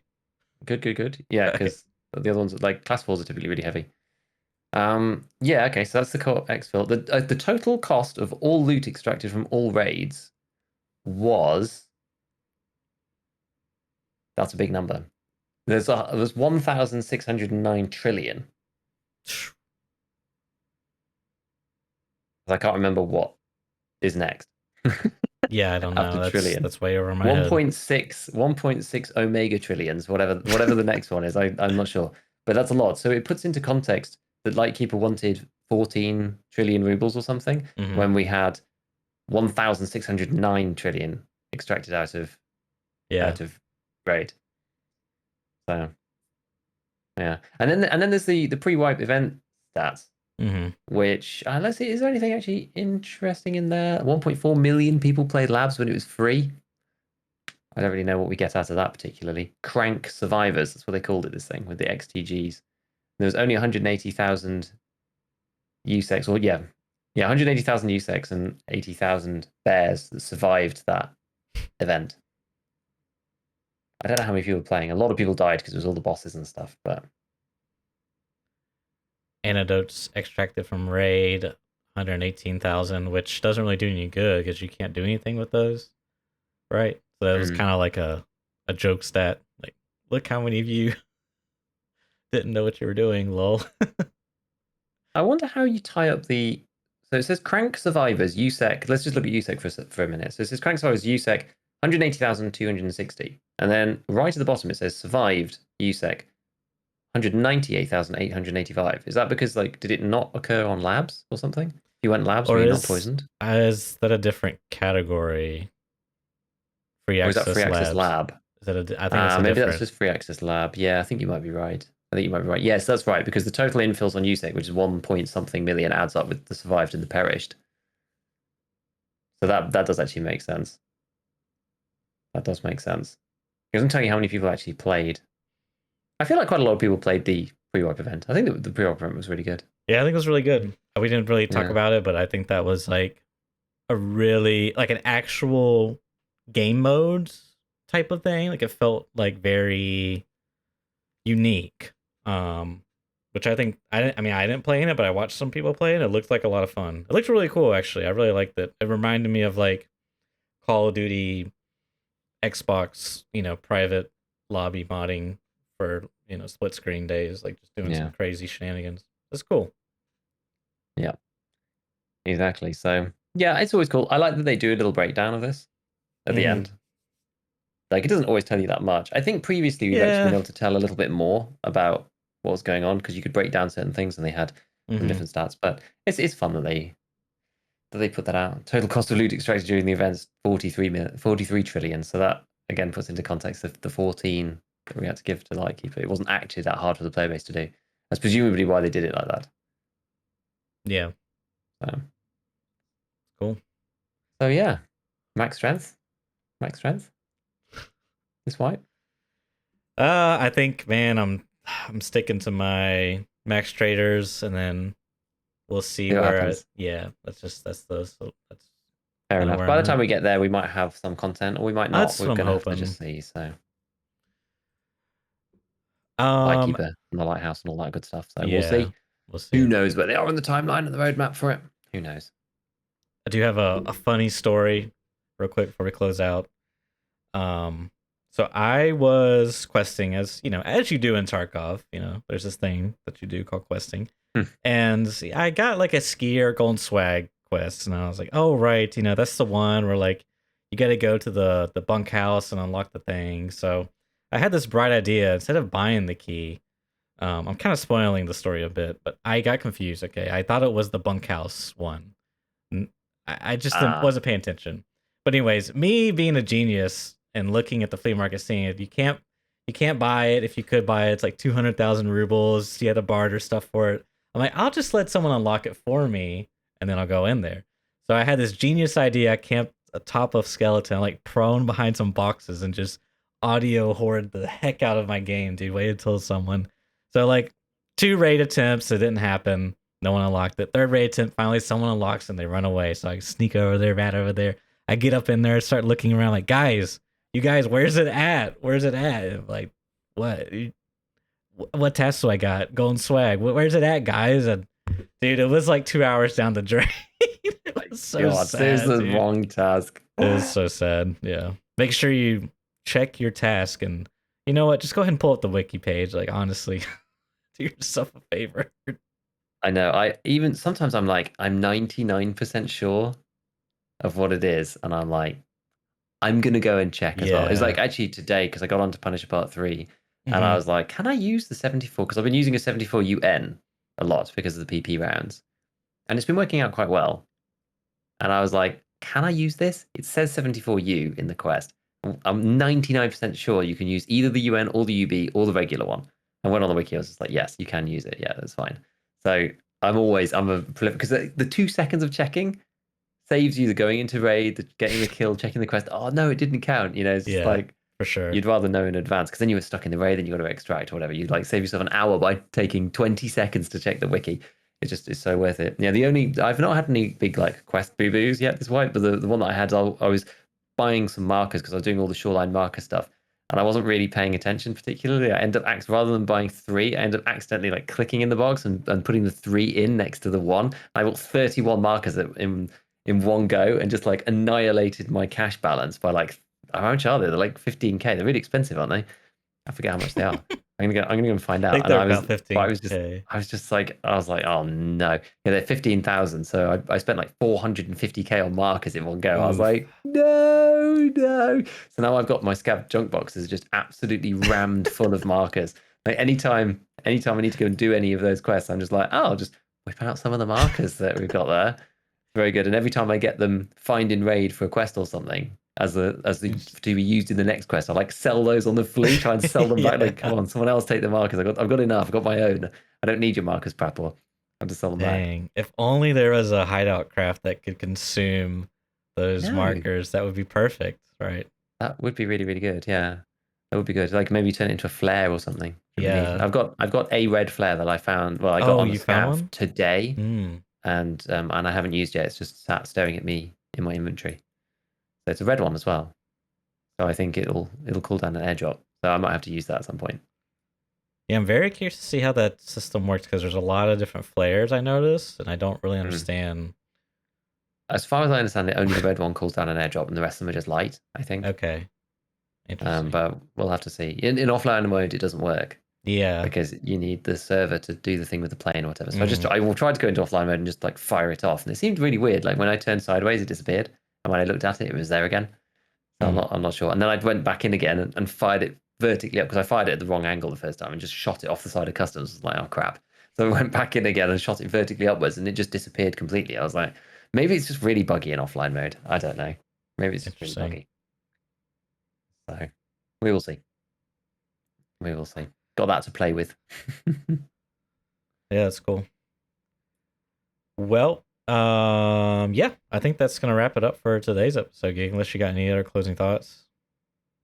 No, I think that's it for me. The only other thing that I wanted to mention, which is like incredibly, it's just a one-liner, was they added a skill point for sniper on Tarkov Shooter Part 8. Oh yeah. So now you only need to get to sniper 4, which is good. You get to sniper 4, you get one sniper skill for Tarkov Shooter 8, you get one for Shooter Born in Heaven, which is gonna be a nightmare, but you have to do it, and then you get 3 for doing Mentor with Peacekeeper.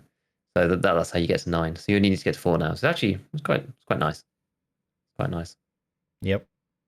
That is nice. But yeah, just to let people know they don't have to suffer reloading quite as much as they did previously. That's if you're going for Kappa, basically. If you're going for Kappa. Yeah. If you're going for Kappa. Doesn't really help out for Tarkov Shooter Part 3 because those quests are kind of further out. The ones that give you points, so. Exactly. That's the one I'm stuck on, Tarkov Shooter 3. Yeah, I succumbed, dude. I was gonna do the snipey thing, but I was like, you know what? Let me get my Mosin with T45 ammo and just start loading it up. Yeah. Yeah, I'm halfway through Sniper 1. I mean, also as well, much to my dismay, I'm not quite at the right level yet for it, but I'm 6 points through Vitality 2. So whether I will actually get to 3 Vitality before I hit Therapist 3, I'm not sure, because then I could do the med station. I'm only 1 level away from Therapist 3. So in the usual Giga fashion, I will not have Vitality 3 to level up the med station, and I will have to go and rub myself with some barbed wire. It looks like it's only going to be a little bit. It looks like it's going to only be a small amount, but I'm going to have to do half a level of barbed wire, tantalizing on myself. Dude, why is that still in the game? It's a bit silly. Why? It's a bit silly. To really hammer home the point of use high pin ammo is I did the stirrup with the Magnum revolver, the 357, just for fun. I was doing Woods quests and I was like, let's RP a little bit. I'll bring in the revolver. And I decided to use low pin ammo because it has really good I think it has like 29 recoil reduction, but it has like 8 pin, really high flesh damage. I'm like, I'll just shoot him in the head. I'm a gamer, I can do this. I did it like for 2 or 3 raids, and yeah, it's just really hard to hit people in the head, and it does nothing to armor.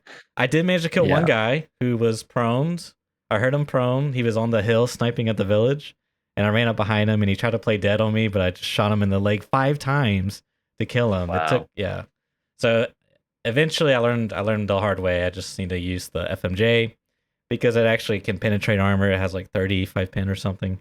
And it was actually 70 damage and 35 pen. It's actually pretty good. I think if you're on stirrup, I think you might be better with a 9mm just because you get more ammo. The revolver does take a while to reload, but it does pack a punch. So I don't know. It's something to consider if you want to spice it up. Try something different. That's my. Is the meta taking 2? As we were saying before, so you take 2. You could. It's a little pricey. Swap to the other one, and then you're just like with the rounds in your inventory to reload them. I didn't go that far. I didn't do 14k. 14k for the Eperine from I guess you could get 2 revolvers akimbo, dual wielding when. Dude, it's a fun gun with the double action. I really enjoyed it. It was a lot of fun. I liked it. But yep. Yeah, I think that's actually. I don't know, because I looked at this the other day. The Magnum FMJ is 70 damage, 35 pen. I was like, that's actually not that far off ACP AP. Yeah, it's actually not that bad. I mean, powerful cartridge. It is coming out of a revolver, mind you, but that's the point of the story is pull up the wiki and learn the ammo if you haven't already, because high pin ammo you just win. You literally just win. exactly. And we'll wrap it up there, everyone. Thanks for tuning in, and we'll catch you all next week. Catch you later.